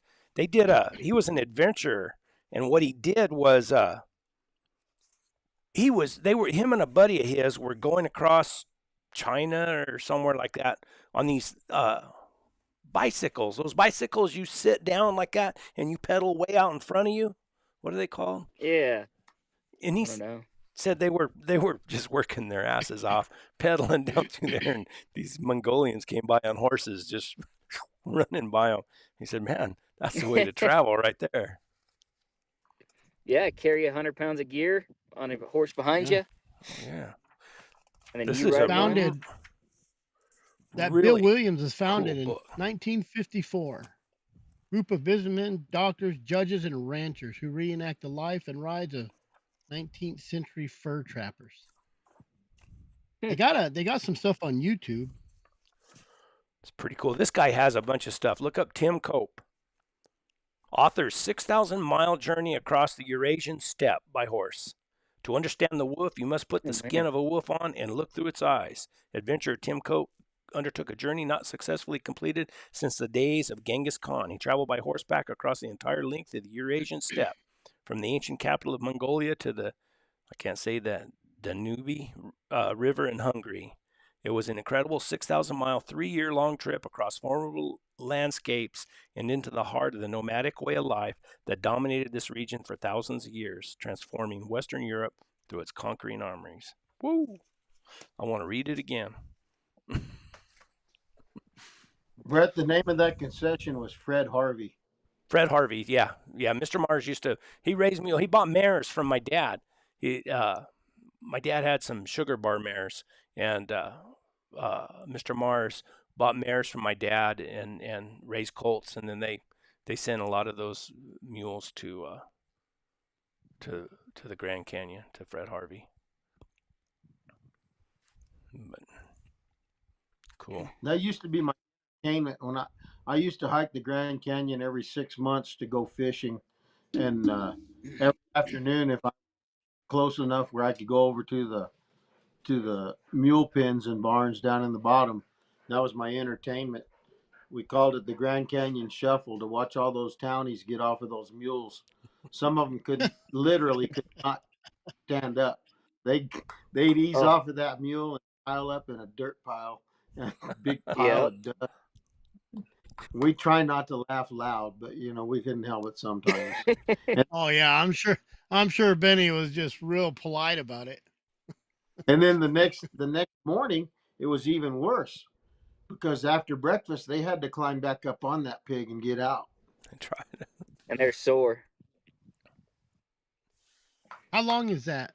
How long is that ride for those guys? A couple miles? Like 10 miles? No, it's it's between 7 and 8 miles. You know, That's a long ways for somebody who's never been on a mule or horse or anything. Well, They and didn't it's have to straight put up a quarter in. switchbacks there, and those people are nervous because some of those mules want to ride right on the very edge of the abyss, and those people are leaning away from it, and they're making all kinds of weird noises, and that doesn't and, help the mule either, because and, the gravity's way off. and when you Gets lean them all on away, edge. you're pushing that mule out. But Yeah, Terrell Yeah. Shelley, Oh, Terrell, great houndsman, has rode some of the roughest country around chasing hounds on a mule. And he said it scared him. He said those mules walk right on the edge of that thing. He said it'll scare you. He said it was kind of making you nervous. I oh, was on. here's one for you. So we had this big, good-looking, well-bred quarter horse at the pack station that I worked for, horse corral pack station, and his name was Walker. He bought him from a friend that was a horse trainer, and said he wasn't going to work out for the competition, like futurity kind of stuff. So he sold him as a ranch horse. Well, my boss had bought him for the pack station, and that sucker could walk out. He was almost a 5 mile an hour gait, just at a walk, and he got goofy on us. Well, one day the boss was riding him across some rock bluffs going into a weekly trip that we do. We resupplied a backcountry tent camp that was like a hotel motel kind of thing. It's called Bear Paw there in the Sierra Nevadas. So there was somebody coming down the trail, and he saw him with a backpack on, and it spooked him. And this trail's, it's 4 foot wide, but it's about 125-foot drop, 200 foot, maybe more. I don't know, somewhere 125 to 200 foot, somewhere in there. Straight down, because it's literally blown out of a rock face. That horse spun over the drop off and pushed all those mules up against that rock ledge and ran right down that, literally down the edge of that trail, pushing all those mules into the rock wall, with the boss's leg hitting every one of those packs and his other leg hanging off the side. It was after that the boss finally listened to me and got rid of that goofy horse. I bet he was puckered up. I imagine. I'm pretty sure I'd just grabbed a hold of one of those mules and let him run. I just jumped off of one of those mules, I would have bailed. Yeah, I don't think I would have stayed. Let me see if I can There's find no way this. you I would have got died kind 100%. of I was on How my cool- mule on the blue hunting, and I came down a government trail, and in one spot that trail only looked to be about 6 inches wide, and on a real bad steep hillside. And I thought, there's no way this mule's feet are only 6 inches wide. So I finally talked myself into bailing and leaving the mule down off of the mountain. And it's really weird, because I would have trusted my horse to do it, and I didn't trust my mule. Yeah, I've rode across some slick rock faces where it was just a gradual slope, and all they did is they took sledgehammers and they beat the top of that slick rock that had been polished by glaciers, so that the horses could catch traction in it and go up these rock faces. That was some sketchy crap. I didn't like that. I got off and walked. We had 3 horses out of the pack string go down just because they couldn't grab traction. I don't know when they built that trail, but it wasn't rough anymore. It's smoothed out. So they're going uphill, and the horses just, as they break over, they'd lose traction and go to their knees. Huh. Hey, Chris, I was talking to Kelly Kimbrough the other day. She was telling me they've got a deal going on at Douglas in 2 weekends, and I'm going to be there. Whoops, sorry. Right up here's where. Sorry, Benny. Go ahead. You just No, shut go up, ahead, Benny. Brett. No, go ahead. Yeah, I'm going to show that video here in a minute. Oh, here comes a spear. Okay. Here comes a spear. Sorry, Benny. I didn't know it No, would do that. That's all right. Chris, she was telling me that there's an old lion hunter from Sholo that's going to be down there, and he hunted. I guess he must have been a kid. He hunted with Marvin Glenn, her grandfather, and I don't know. I had never heard, and I don't remember this guy's name. Do you remember, Diane? No. She told me the guy's name, but he's supposed to be camped right there in the fairgrounds at Douglas, right there by me. So I didn't know if you'd ever heard of an old time lion hunter still in Sholo right now or not. Go find him, Chris. Interview him. Trying to think. He lives up there now? Look at that look. Yeah, he's he's- frozen.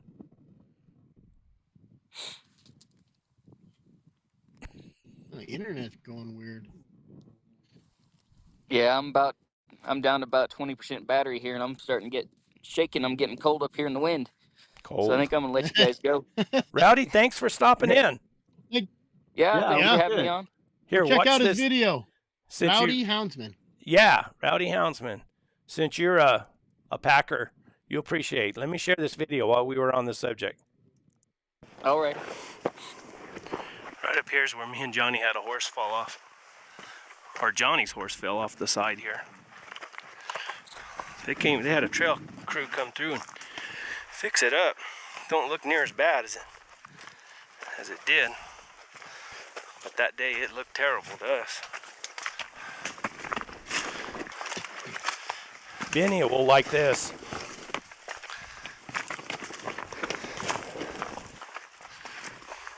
It's kind of a little washout here.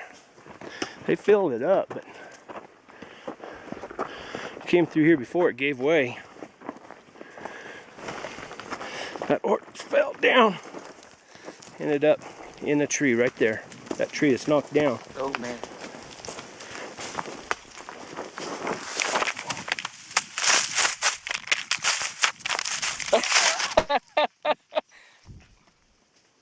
Was that you or just the camera? Watch.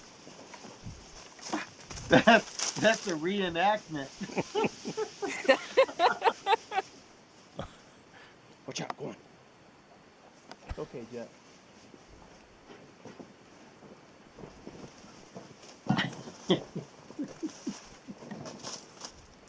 It was me and the camera. Oh man. If I ever get there. Brett's wanting to know how the horse felt. Sympathetic fall.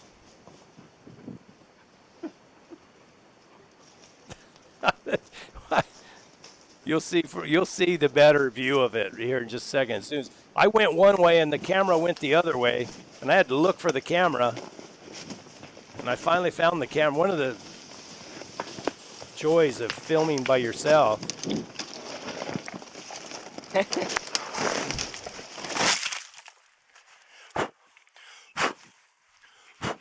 Takes a licking and keeps on ticking. I just fell flat on my ass right there. That's kind of bad right here still. I'm gonna put this camera up so I can get out of here. I fell one way and the camera flew out the other way, and those mules just sat there and looked at me. They didn't even care. It's nice to have stock that'll do that instead of walking off without you.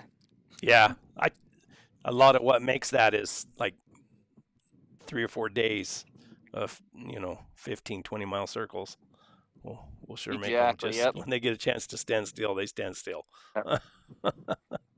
Yeah, wet blankets make a good horse. Man. we were packing in. We were going into the Seikos right then. I went over there and I packed in. I stayed for 3 days and hunted lions. I never caught a lion. I trailed a little bit and seen a lot of different country. That's all Mike Root's country up there that he usually hunts.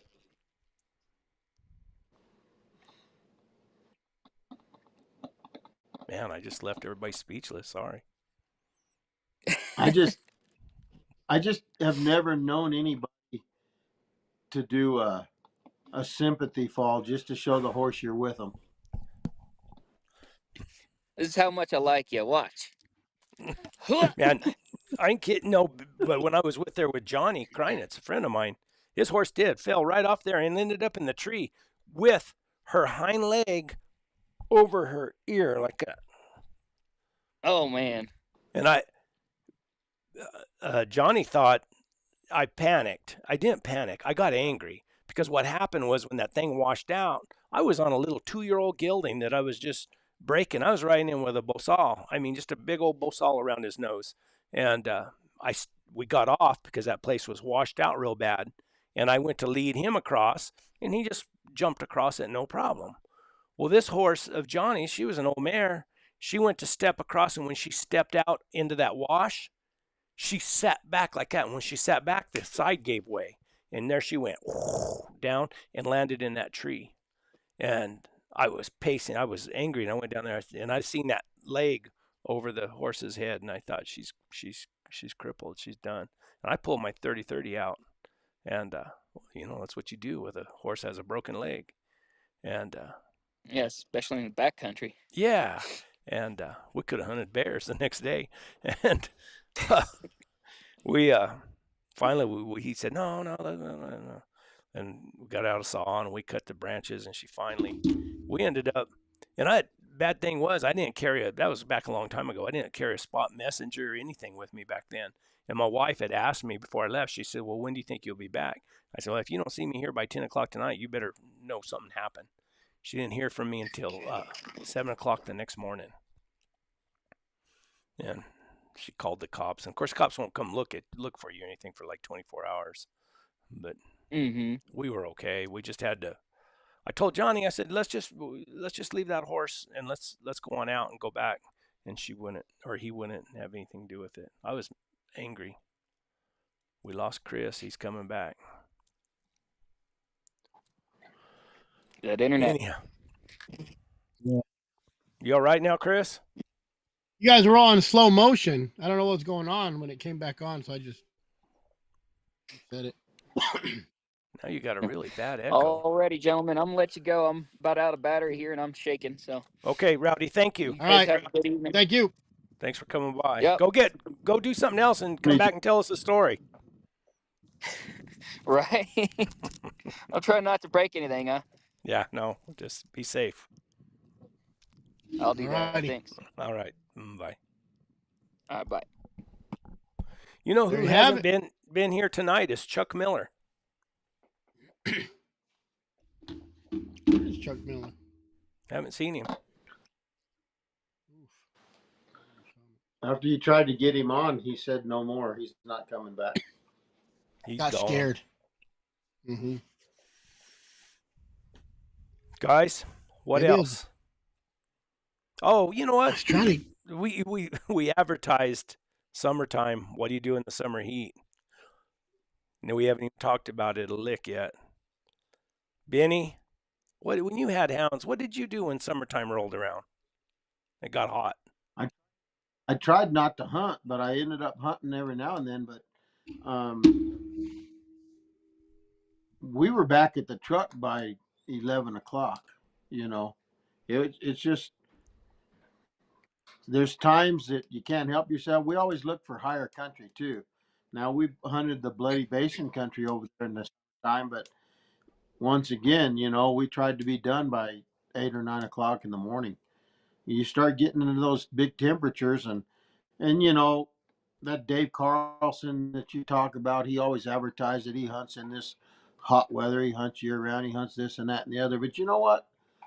You need to let a dog die in your lap from heat exhaustion, and then tell me just exactly how damn tough you are to run your dogs through that kind of weather. Yeah. Well, that's what I'm saying. Some guys, Some guys are like, just same with construction workers or anything that just run their tools until they'll just go get another one. They don't care. You know, I like to keep a dog for 10 years working, not replace it every 2 years because I'm running the crap. Sometimes you can't help it. You get in some bad races, but you try to avoid that, you know. And Trash, I think trash, right? trash races and bears. And when you're in a bad area, and if something starts, it's and you know what time it starts, and the temperature. It could be fatal. George George, lives in the only place in the world that you can't get internet. You can't even get Starlink. I think that's George's Brett's problem. Brett's about to be a Starlink junkie. I'm gonna do all my stuff from the house. Hopefully, not the house. I built a little office, or I didn't build it. I had somebody build me a little office outside, so I'll have Starlink. I think Nina's gonna jump on. Put her on. I have to run into the store. I just got off work. What does I that sent her mean? the link. So, Chris, you're up there in the high country in Arizona, but even in Sholo, it still gets too hot to run your dogs. It'll pull 100 degrees in the lower kind of deserty part, but even up in the pine trees, you're still 80 degrees, 90 degrees. You know, That's But a little bit hot. even yeah, even alpine. What is that? 8,000 feet. It still Alpine gets a little warm up there. for 8,000. Hmm. It's too hot. So It doesn't do the dogs any good. You find out, Brett, if you ever go down there and interview Rick Dickerson. He was a government hunter in Texas, and he had to hunt year round, and he had to produce dead lions. And he spent his summers down on the Rio Grande on the Mexican border in sheep country, but he hunted with a flashlight and he hunted all night long because it was just too hot. And he had to kill lions to protect those sheep. Otherwise, those ranchers aren't going to support the system, and Rick's out of a job. But I think Steve's the one that told you, and I would wager on this deal. There's nobody, period, in the past, today, or in the future, that's killed as many mountain lions with a flashlight as Richard Dickerson. Yeah, I believe that. I believe that. And what's amazing to me is in Texas is that the lion is it's no different than a coyote. I mean, it's not a protected It's a species. varmint. Yeah, not a protect. And Yeah, they got as many lions as anybody does anywhere. sounds like Nevada has quite a bit. If you can kill 2 a year and hunt all night and all year, all day, 24. I've always been fascinated with Nevada. I hunted it one time. I went in. Matter of fact, I took a pack or a pack mule, and I went in there and I hunted. I stayed lost the whole time. I didn't know where I was going, and we trailed a little bit, but it was an adventure. It was fun. I hope that Rowdy was in the has some summer. bus parking. That was summertime. Yeah, it was cool. It stays up there above Wells, up towards the Idaho border. It stays pretty cool. You can hunt. I think I went in August is when I went, something like that. And they don't have any bears up I there. think in the high country you can hunt till 9, 10 o'clock before you just have to quit. Yeah. But at least you can hunt in the mornings, in the summertime when it's getting light at 4:30. So you're still getting 4, 5, 6 hours. I take the dogs out. Of course, we're not hunting because you can't hunt before daylight. But I take the dogs out and exercise them before daylight. Mm-hmm. So. Well, you've got the dogs still. People that don't adjust their dog feed and they don't do anything to keep their dogs in shape are doing their dogs an injustice. And then when it's time to start hunting, they got these big sappy dogs that it takes too long to get them back in shape, and that's when you knock the feet off of them too, because they're carrying too much weight and they're too soft. If you adjust their feed and keep them a little bit lean in the off season, then it's not as hard on the dog to start hunting again. Yeah. I always dread seeing it get hot this time of year. I did have a plan. I was expecting a dog box that would hold more dogs Uh-oh. than what I got. Uh-oh. Here we go. I'm not hammering on them yet, but I'm only like 1 or 2 episodes away. And I'm going to send out emails everywhere I know, and I'm going to get on every program. I'm going to get on every podcast, and I'm going to get on everything, and I'm going to let them have it. There's Brett's going no to have doubt his about it. spear. Who in the hell would treat me this way? I mean, that's bullshit. Excuse my language. It makes me angry just There he thinking goes. about it.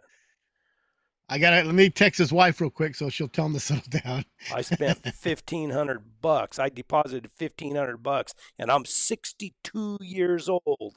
I lost 1 season that I wanted. That I had some ideas that I was just I shouldn't have brought it up. bullshit is what it is. Total bullshit. It's a little irritating for sure. Yeah, know? it's irritating. Maybe a phone call. Hey, this, or hey, that, or maybe just that. Not, no, we got your money. We'll take as much time as we want. Yeah. There's a lot of people like that. that. If it's that bad after you pay them, I couldn't imagine if you didn't pay them and say, build me one. Yeah. It'd never get done. Never. Never. Bad publicity. Not good sometimes. Well, Brett, did you ever hunt in the summertime? I have. I try to hunt, early in the morning, and sometimes, you'll get some of those mornings that you might have had a little bit of a mist or something, or a rain or something, and you try to make sure you go out then, pack a lot of water with you, and I don't go to places where, where I can't stay right with them, and I can't. I'd rather hunt out of the buggy. You know what I mean? In places like that. Keep them close. Yeah, and because when you're in the buggy, they hunt a whole lot different, right? They kind of hear you, they stay with you, they just kind of do a couple little leapfrogs around you. When you're on your mule, they go. Send me the spear. I'll deal with them.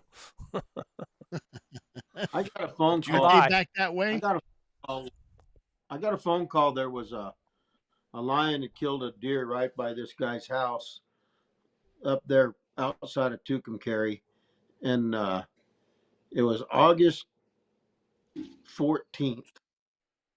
And so I loaded up my dogs and my horse and my mule, and we took off in the middle of the night, and it rained and rained, and the lightning was pounding, and I was scared to death that we were going to get hit by lightning.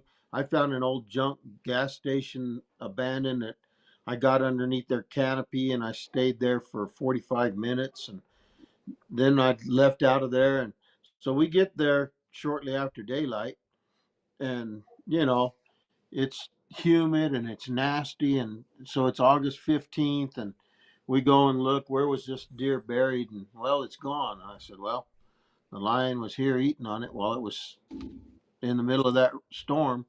So I let the dogs snort around, and they found the deer, and it was covered up again. And about that time, the sun came out, and all that scent starts going skyward. And I thought, I just wasted a lot of time, and it's hot already. Humidity was 100%, and it was probably already 85 degrees in the morning, and just going to get hotter. And I just said, well, let's just let these dogs work. The patience deal. I can't smell it. I can't do anything with it. That's what we got the dogs for.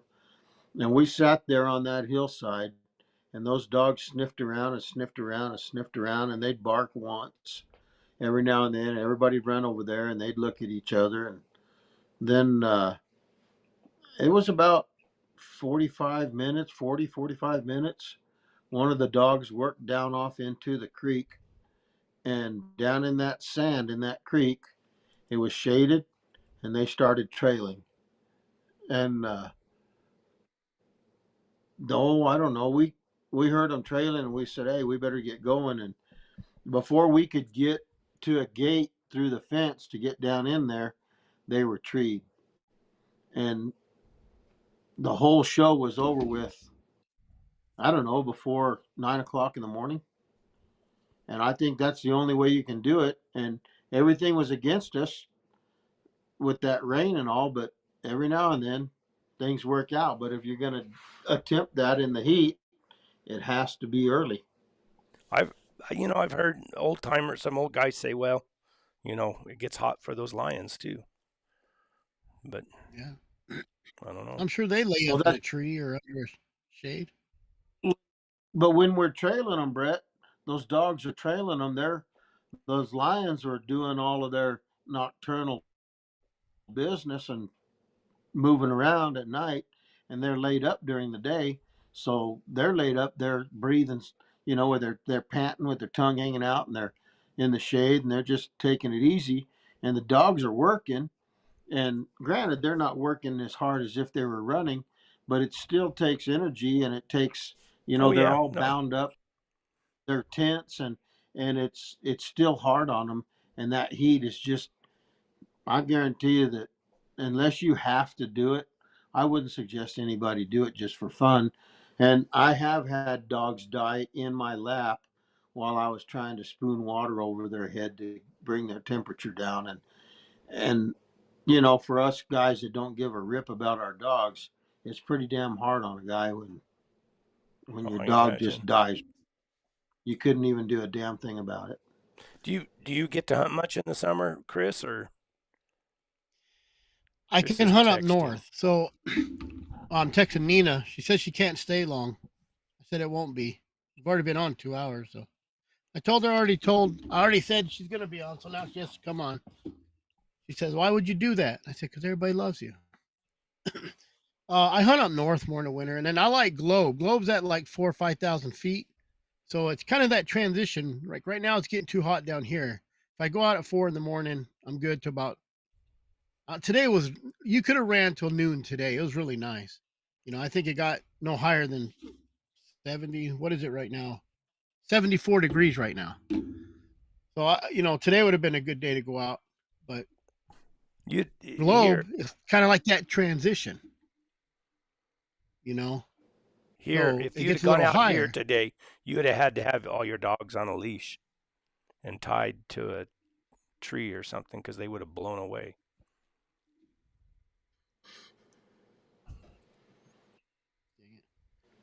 People calling me. You're popular. It wasn't. I had a little breeze today. It was nice. It'd have been a good day, but stupid work. Working's for poor people. Benny, I didn't. no, wrong one. Oh yeah, Right. CB Arbogast in Tucson. I did not. No, I left Arizona in 1989. I still spent a lot of time over there, and I didn't. I just didn't. I was in my little niche. I was over there north of. I was over there north of Phoenix on the desert, and just living on my life, and I didn't get around a whole lot until after I moved to New Mexico. I just stayed over there around, well, from New River to Bloody Basin and over into the Bradshaw Mountains. And, I'd go up towards Black Canyon City. And I had as much country as I could stand just right there.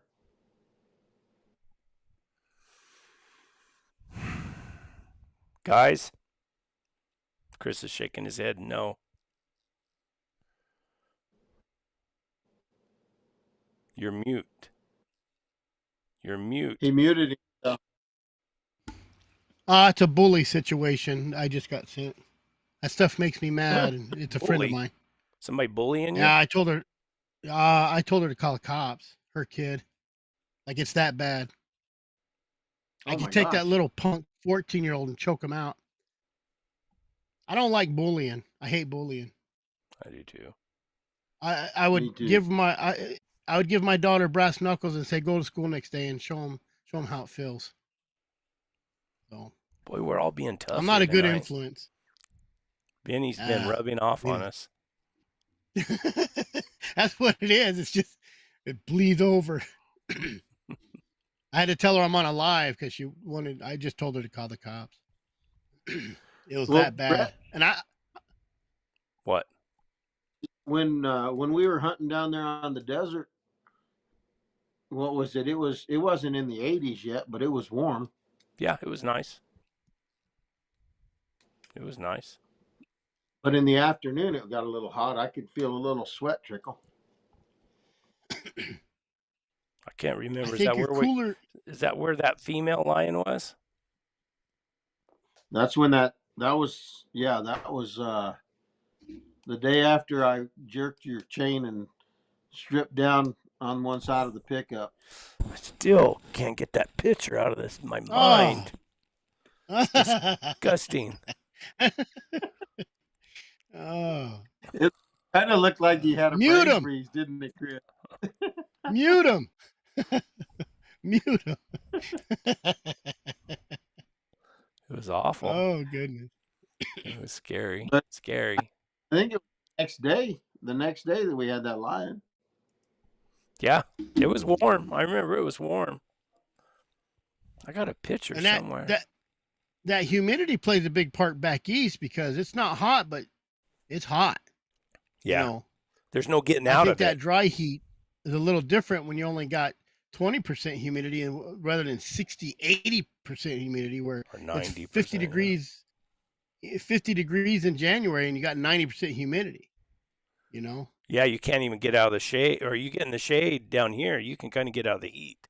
But there, you can't get out of the heat. Mhm.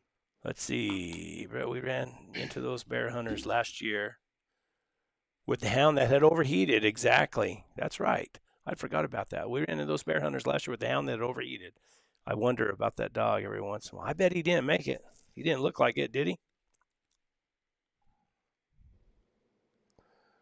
And then Benny handing around. Benny, I had 2 dogs. I had to carry the creeks and spoon water on them to cool them down. I've had to pour water on my dogs before. You know, I didn't think they were there. You know, they get to panting, that dry pant, and you can just tell they get wobbly. And I usually try to. I started, if you know, mainly to get them back. I take a pack mule like this. When I went out the other day, I knew it was going to get hot, and I took a pack mule mainly to. I like to carry, you know, comforts with me too. But I'm getting a stinking phone call. But I. Yeah. It's the guys with your dog box. Put them. It's going to be done soon, I promise. But I carry those hydro. Those. Oh, Nina is joining. Perfect timing. Perfect timing.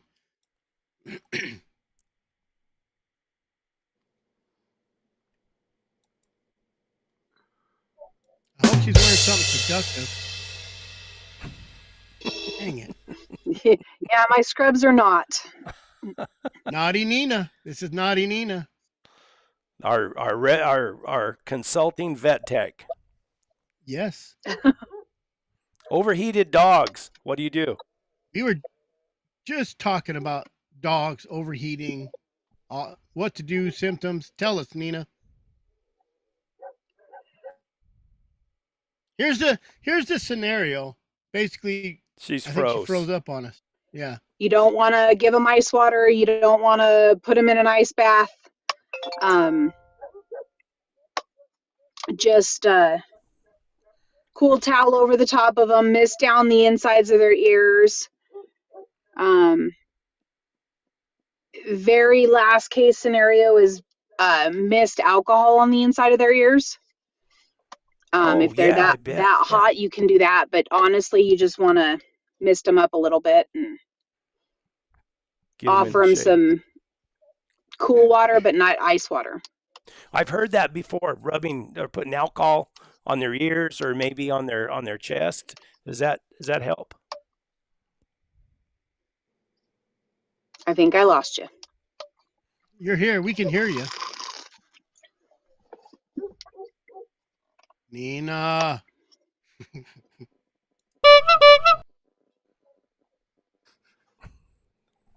Bam. She'll be back. She'll be back. Dang it. We lost her. It was getting good. Alcohol. What does that do? What does that suck the water out of them? Like the hotness? I think it's cool. I think it. Have you ever put like rubbing alcohol on you? Yeah. Yeah. Cool. There she is. Sorry, guys. Did you get any Hey, of be that? careful with us tonight. We're mean tonight. We're mean tonight. Nina can handle mean. Everybody's in a mood. I don't know about that. So what about rubbing what alcohol on their ears? But how about like rub it on their chest? I've heard that before too. So you can rub it on their chest. You're not going to have as not moonshine. You're not supposed to put moonshine on them. That's for him to cool down. There you go. One of the bigger reasons that you can put it on their chest. It's going to help cool them off. The biggest thing is because the way it evaporates is a little bit different than water. If you put it in their ears, there's such a high blood supply in their ears that it'll help cool their blood off faster.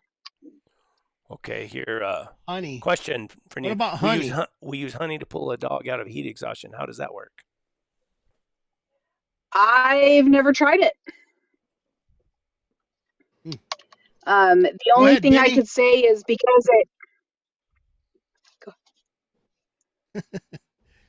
I told Benny, go get some honey and try it. He tried alcohol.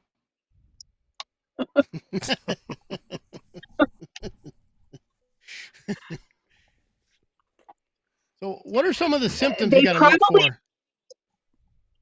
for? Excessive panting, not being able to stand up, not wanting to drink if you offer them water. It's too cold.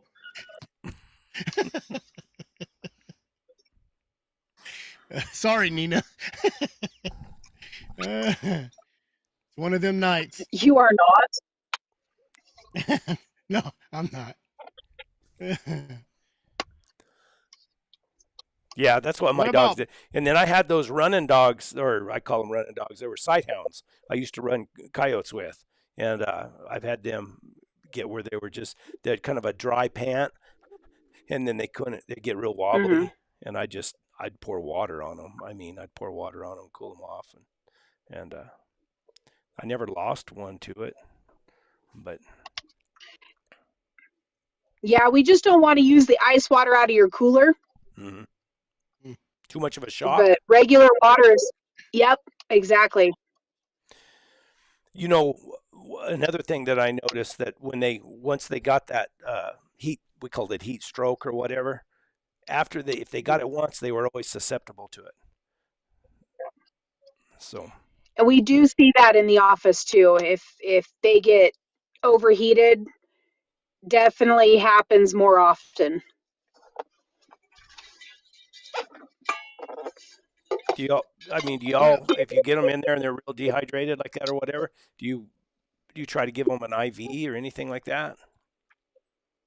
Yeah, we'll do a room temperature IV on them, but you have to run it real slow. But you can take towels and soak them with water, wring them out, and put them over the top of them. Mm. And then you can pick them up, kind of shake the towel a little bit, and it'll cool off again. Mm-hmm. And sense. You can put that back on them. So if you're next to a water supply, stream, canal, do you not dump them in that? Do you let them go swim in that? Like, If they're to the point of collapse, I would not do that. If they're just panting a little bit, maybe let them drink a little bit, but you don't want them to tank up on it, because the biggest thing is you don't want them to cool that blood down too fast. mm, It'll kind of go sludgy on you. How about shooting then- some water under the skin? Does that help any? As long as it's not too cold. So you can, if you have sub-Q fluids, you can give them a bolus. And with the big dogs that we're talking about here, probably 400, 500 mLs underneath the skin is not going to hurt anything. It'll definitely help cool them off. and then don't let them drink a lot of water. You know how they'll get to a bowl and they'll drink the whole bowl. They'll just throw it right back up. So, but I would, if you're up next to a creek or a stream, something like that, I would take your shirt off, throw it in there, pull it out, shake it off a little bit, and throw it over the top of them to cool them down that way, rather than tossing them in, because most of that's runoff or spring water, and it's ice cold. Oh, I was wondering why you made me take my shirt off last time we was hunting and throw it over you. She was just wanting to get a good look at you. I guess so. I don't know. You should see That Benny. was- You should see Benny take his shirt off. If Didn't you he like, get if naked? you like hairy men, you love Benny. He got more hair on his back than most people have on their head.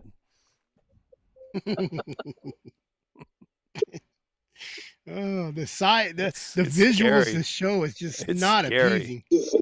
He come walking out from. I thought a bear had come into camp. We're trying to get Nina to come on regularly. You need to stop this.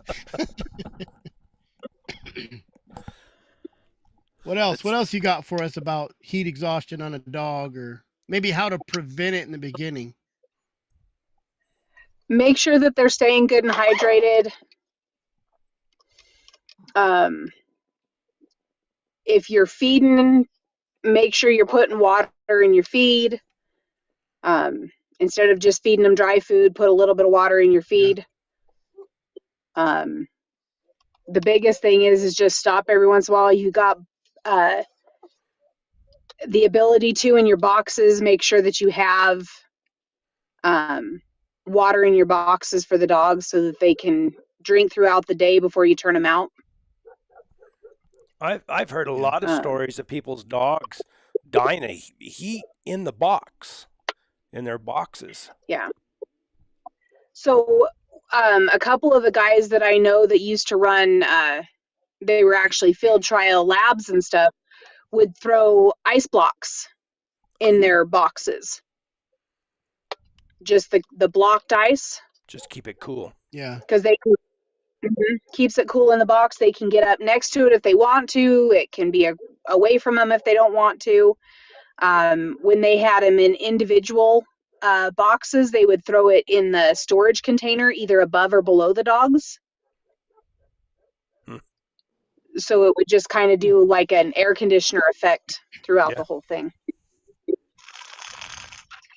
Tell you what you do to save some money is you get a bunch of 2 liters, drink all the freeze 'em soda, up. and then Yeah. freeze them up. Keep them in your ice box, your ice chest. And when it starts getting a little warm, That's how I keep throw my 'em in that rabbits. dog box. Your what? That's what I do with my rabbits during the summer is we throw water bottles in with them. Ice bottles. Nina has everything.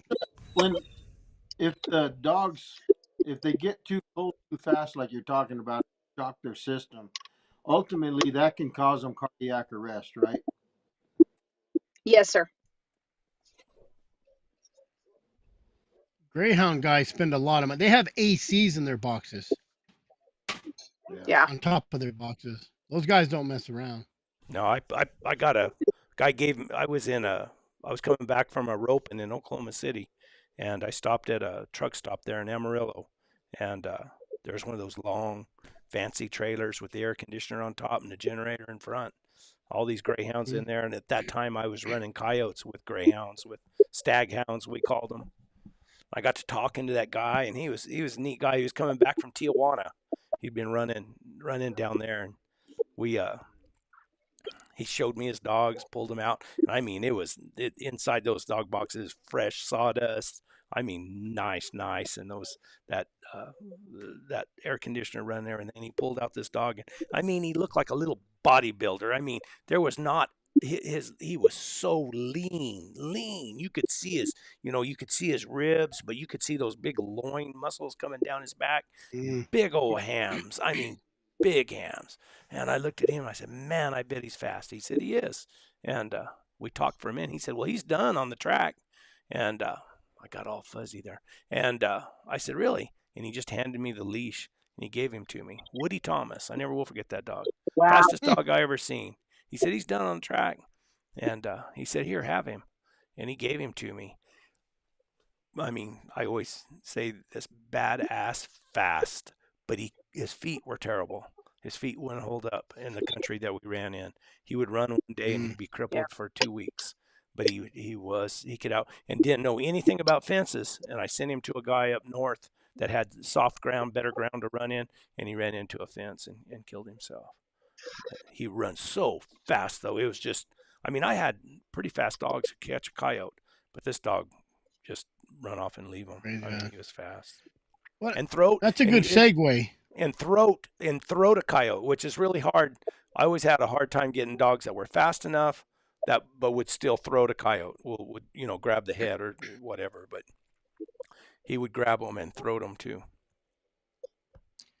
That's kind of a good segue right there, Brett. And the feet. Well, what about feet, Nina? You got some tore up pads. What's a good way to heal them up fast, or even keep them from getting tore up too much? I would recommend bag bombing them. Bag bomb? Yep. Keep bag bomb on your person or in your kits, because that's what it was made for, is to keep things supple and moist. Watch the words, Nina. This is a family show. Everybody knows Chris too well. That's why I call her Naughty Nina.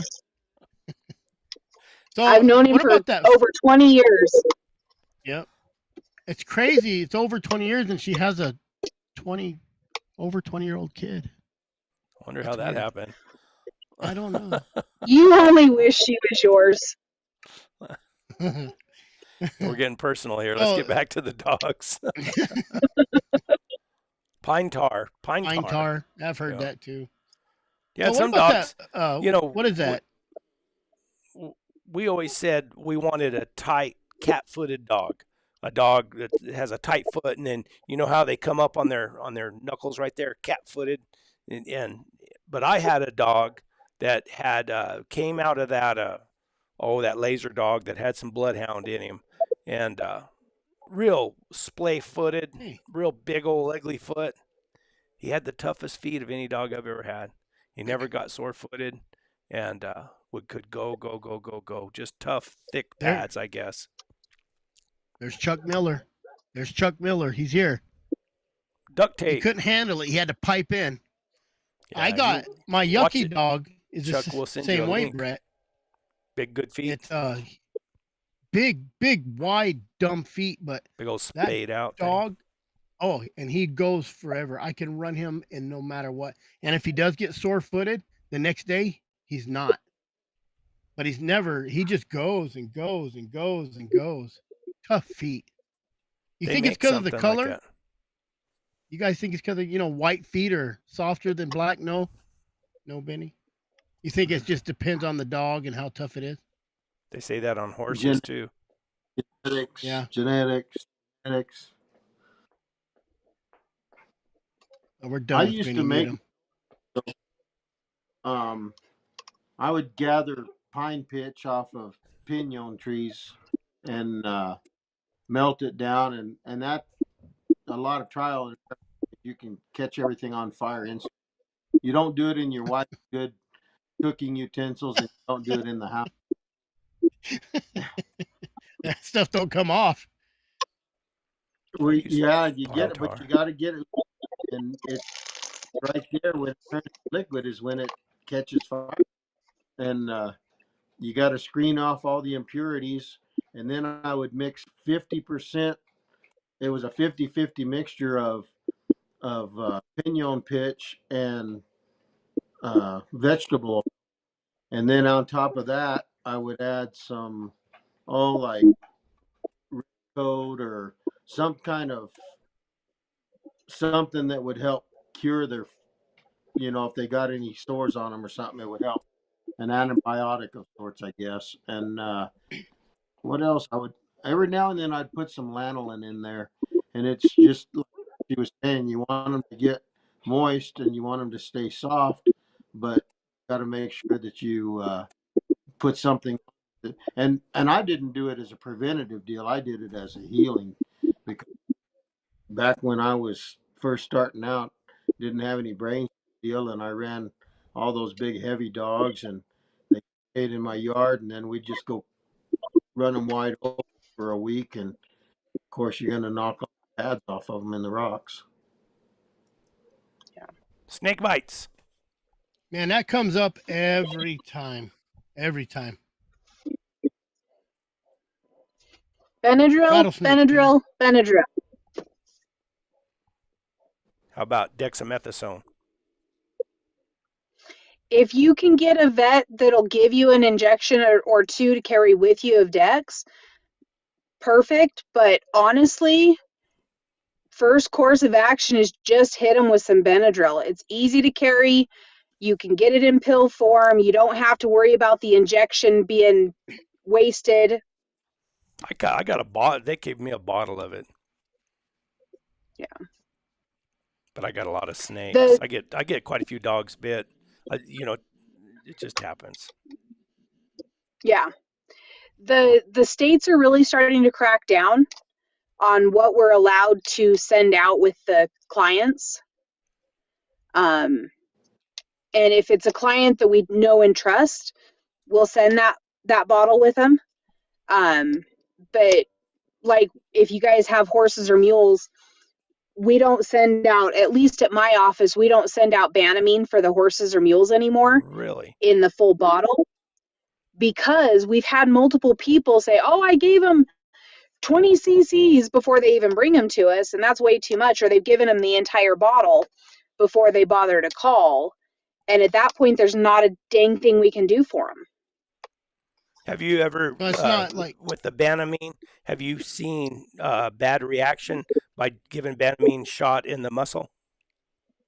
I have seen it just go necrotic and just fall apart. Yep. You got to be able to hit the vein. So if you want to, exactly, you have to hit that vein. I mean, you can get away with it once or twice, but when you have a bad reaction, it's horrible. Mm-hmm. I used to have a horse that I roped on, and I had a little cocktail for him, and because he kind of get a little sore, so I had a little cocktail for him, and he got after a while where he would do his neck like that, just like he was just waiting for it. Give it here. Yeah, I'd always heard that questions? Years ago. I mean, we've given some in the muscle, but I started hitting the vein. I mean, started doing it all the time. And of course, that's the best. Banamine's the best for a colic horse, when you just right away. And then it's good for gout too. But you don't have to hit the vein. You just shoot a little bit in your mouth and chase it with orange juice, and it'll cure gout. And it tastes terrible. Never hold a Trax needle in your mouth either if you're using Trax. But it really is. It's in that for gout or a hangover. Absolutely wonderful. This is why they don't give out Banamine in the bottles no more. So that's just your guys' choice, right, Nina? That's not like state law? Because didn't law come down on lidocaine and a little bit of other stuff? Rompum?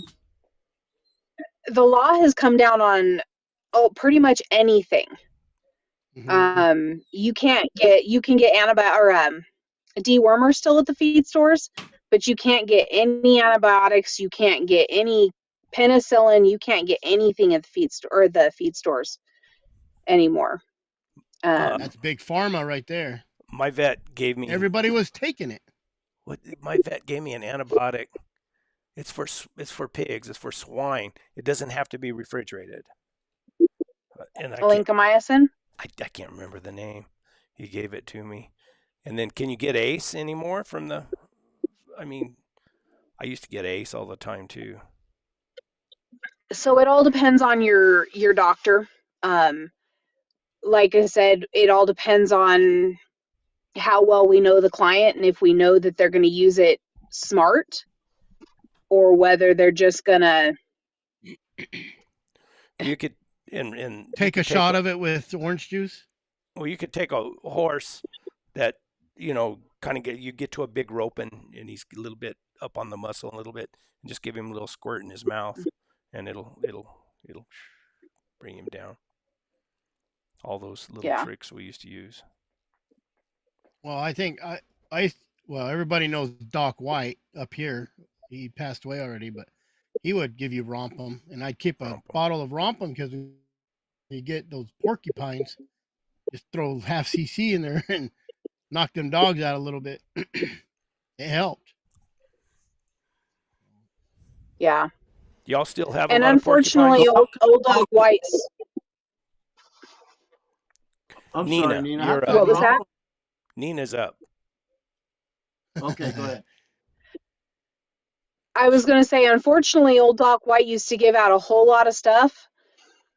And people still, even 15 years after he's been gone, they still, well, Doc White used to give me this. Well, yeah. When you give 100 cc's of Banamine to a horse, or you've given them 10 cc's of ACE when they only need one. My vet used to say, I'd call him and say, hey, I need whatever, Banamine or whatever it was I needed. He said, I'm out of town. He said, go through the back door. The refrigerator's in there. Get what you want. The good old days, man. Man, I can't believe it's been 15 years since Doc White's passed. It's been close to that, yeah. But he was also the doctor that didn't have an overhead, he ran out of that little teeny tiny car that he was running out of. And he'd look at somebody and say, looks like they got $100. $20 on you. Yeah. That vet that he's passed on now too, but he also, I had a friend of mine who had gout really bad, and he'd come over about once a month. And I always had Banamine. I have Banamine to this day. And he'd come over and say, hey, give me a little squirt of that Banamine. And I'd, give him we'd just take a little squirt in his mouth. And he did that so much, I thought, man, I better call Skip and find out.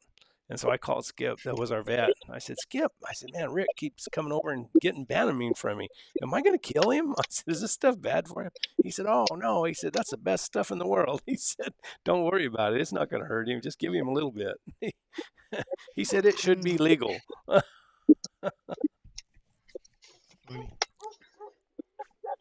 Anybody got any questions for Nina?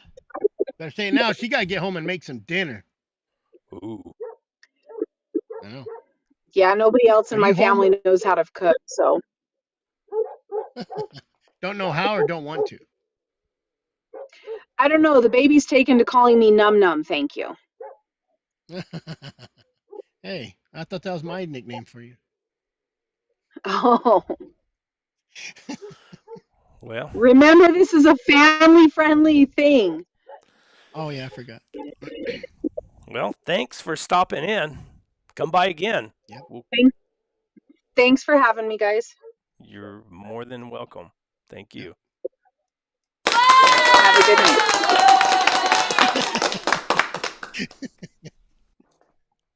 I always have to talk her into it. It takes me about 30 texts, and then I say, I already told them you're coming on. She says, why would you do that? I got these other ones. What is this? No, sorry. I'm playing. I got all these. If you see me, look over here So I got another screen. It's got all the stuff on it that you can do with the program, and I don't know how to do about 90% of it. I think you have some good information on the heat. I think a lot of your younger guys don't know don't know like to even recognize it. You know, they might just think, oh, we ran hard. Throw them in the dog box, get home, the dog's dead. Yeah. You know? Yeah, it's, I mean, the worst thing is that I found is just like any kind of little trash race or a bear or something. When I was living up there in the mountains, I used to, I had to run my dogs, or I had to exercise my dogs in the summertime. And the worst thing was I never lost one, but I've had to leave them out. I couldn't get them back, and get them down to a creek bottom, rub water all over them, and leave them out there. Yeah. They couldn't. That Super Hoover dog, he did that a few times. I found him. I thought he was dead. I thought the bear killed him. He was laying over the top of a bush, and I packed him down to a little creek bottom. And there was always a spring there. It had water, but it was right during the end of June. It always gets real dry up there in June. And there was just a little bitty seep there. And I took out just what I could get and rub it all over. I couldn't get him out. I was on foot. And I left him right there, and he would lick that little seep. And I used all my water. I almost overheated too. And then I came back the next day and took water up there and got him out. Bear's not trash. Good one. Well, good one offending people. they wouldn't have been trash if I could have got them treed. We just end up chasing them all the time. I think I've never had a dog do any heat stuff, but I always kind of try to pay attention to them when they start. You can tell when they're starting to get hot. Oh yeah. But I don't, even on my mule, or it's hard when you're rigging and you're running bear, because them dogs could be 10 miles away in 2 seconds. But I'm running in August, I have to watch it. I bet. It gets warm up north.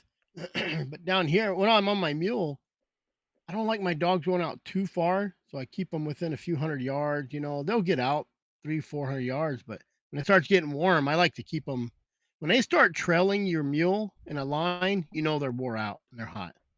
When they start coming, or, you'll know they'll stand in the shade. When you don't hear from them and you pull up around the corner and they're standing in a bush shade, they're getting hot. So,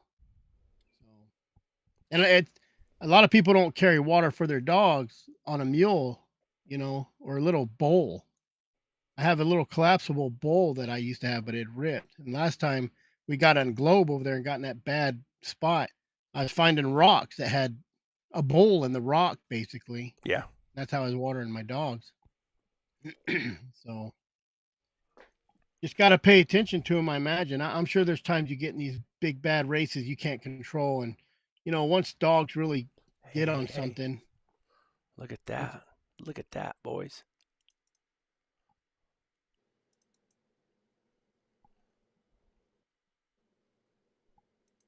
I think it's a trick, Benny.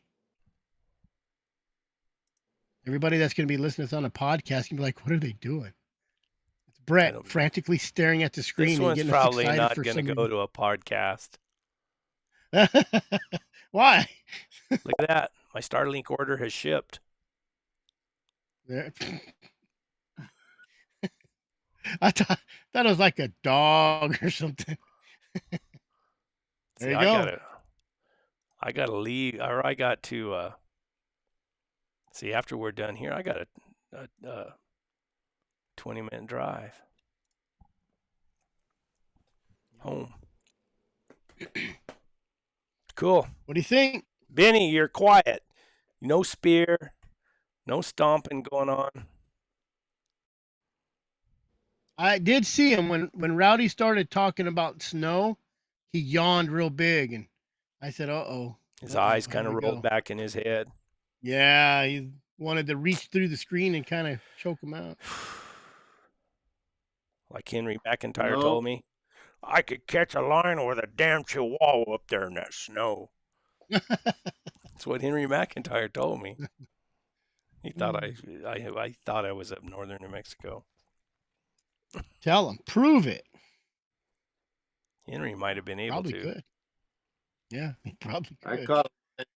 I caught one lion in the snow, and my dogs absolutely were disappointing to me because they didn't know how to do it. It's not something that just because it's the snow, everybody can go do it. But, they did get it figured out, but I was really frazzled and thought, this pair of lions walked right here. You guys ought to be able to just smoke this deal. Let's go. And it wasn't as easy as you thought. Well, no, because the dog didn't know to stick his. I'd point my finger down in the track, and old Derek could run over there and stick his nose down in there where I had my finger, and he'd sit back and bawl, and then he ran over to a tree and start sniffing on the tree.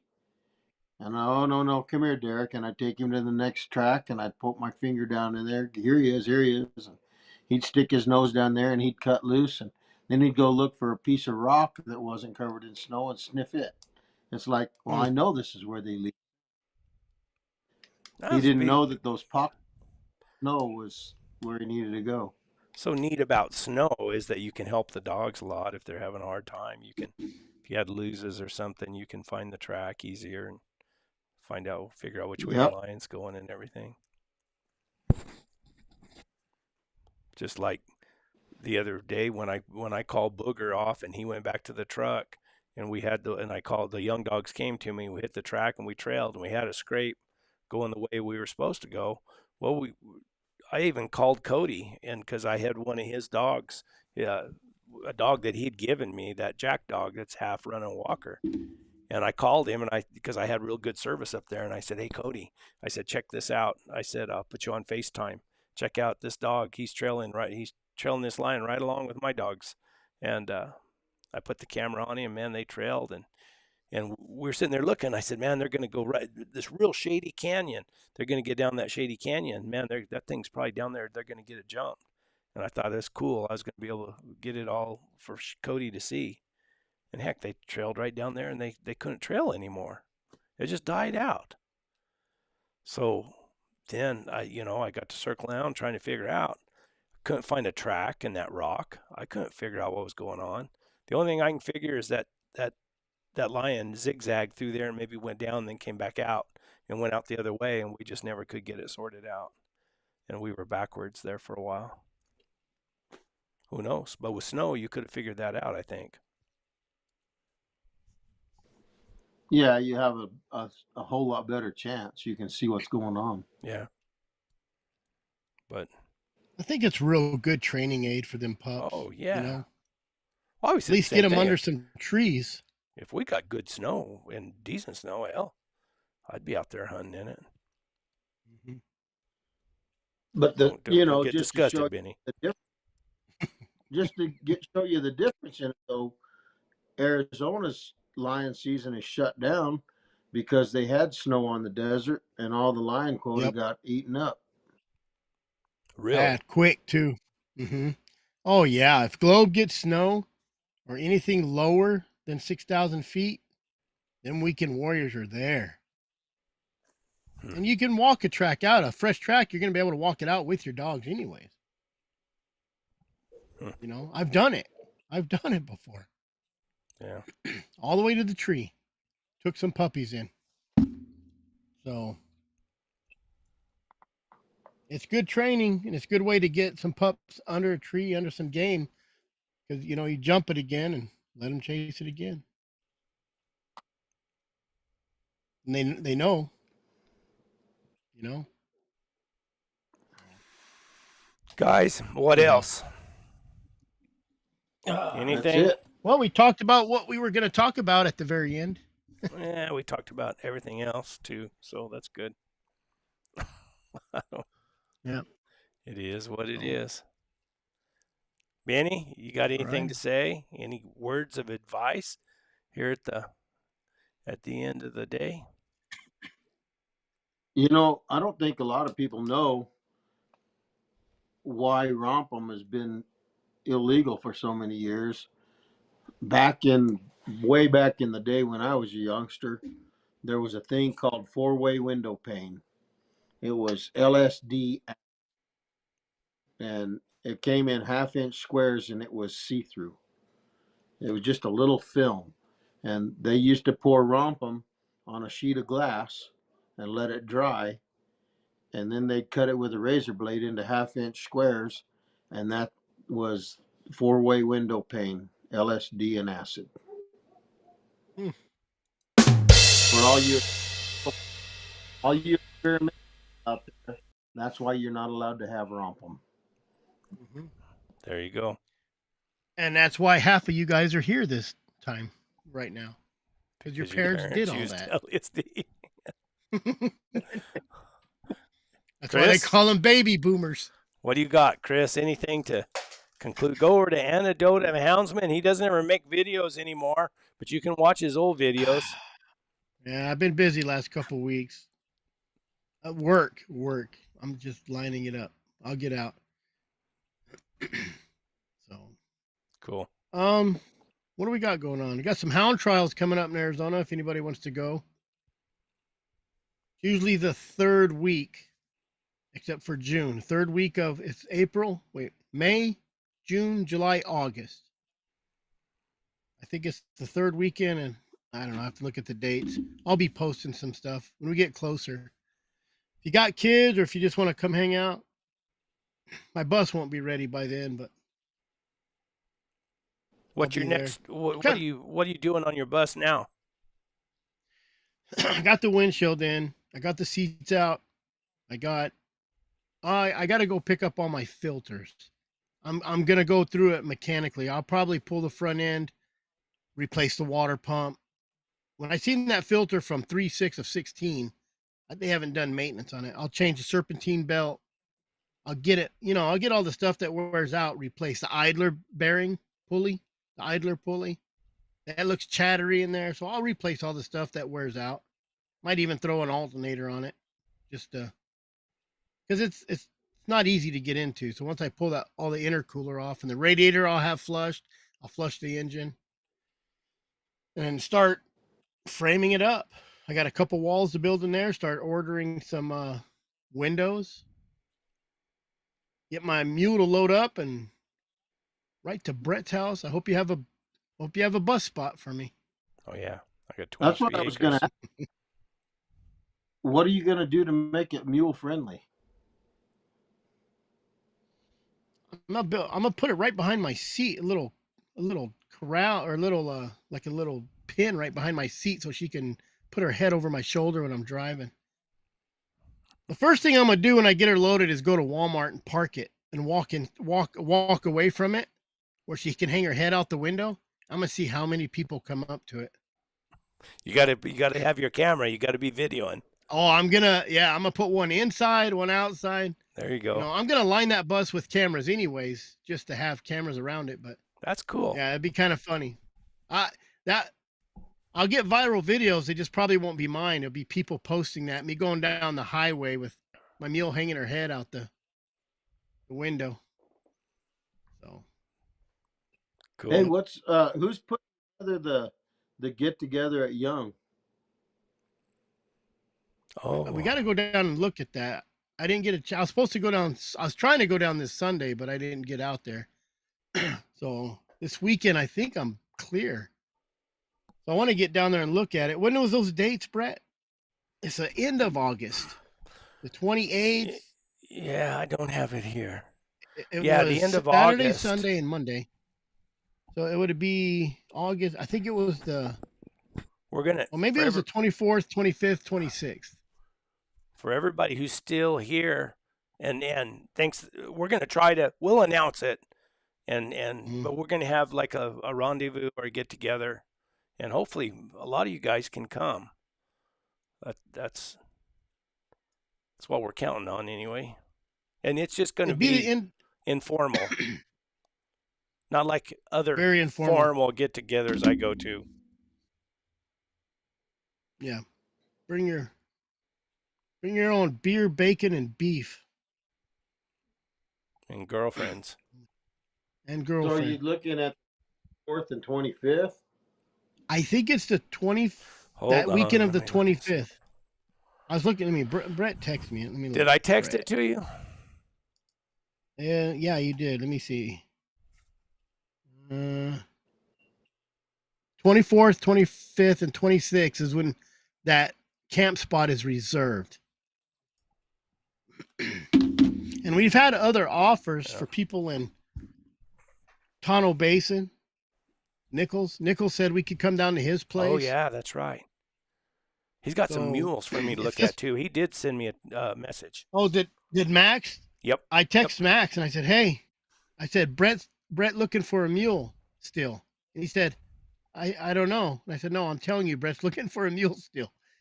I said, because they just got some in. So I told him, I said, he I want posted them it on out. his Instagram. I said, let me know how they do riding out by themselves, and give me a price. I'm in for young. Greenhorn look, Flatlanders and the Lion Bastards. Uh, You're gonna have to compete with us for that, Oh yeah, or you'll just fit right in. might just fit right in. So we'll get a date on that. We got a couple places. I like these guys kind of offered first, so we'll probably hit that first. See what it looks like. Oh, I might just take a ride down there this weekend. See what it looks like. Cool. Let me know. Make sure there's enough room for Young- 500 people. Young will be cooler than Greenback. Well, Jared Nichols has a pond we can fish in and catch some perch Fishing pond. for the kids. He said if kids could come down and catch some perch. So that might be a next year one. See this.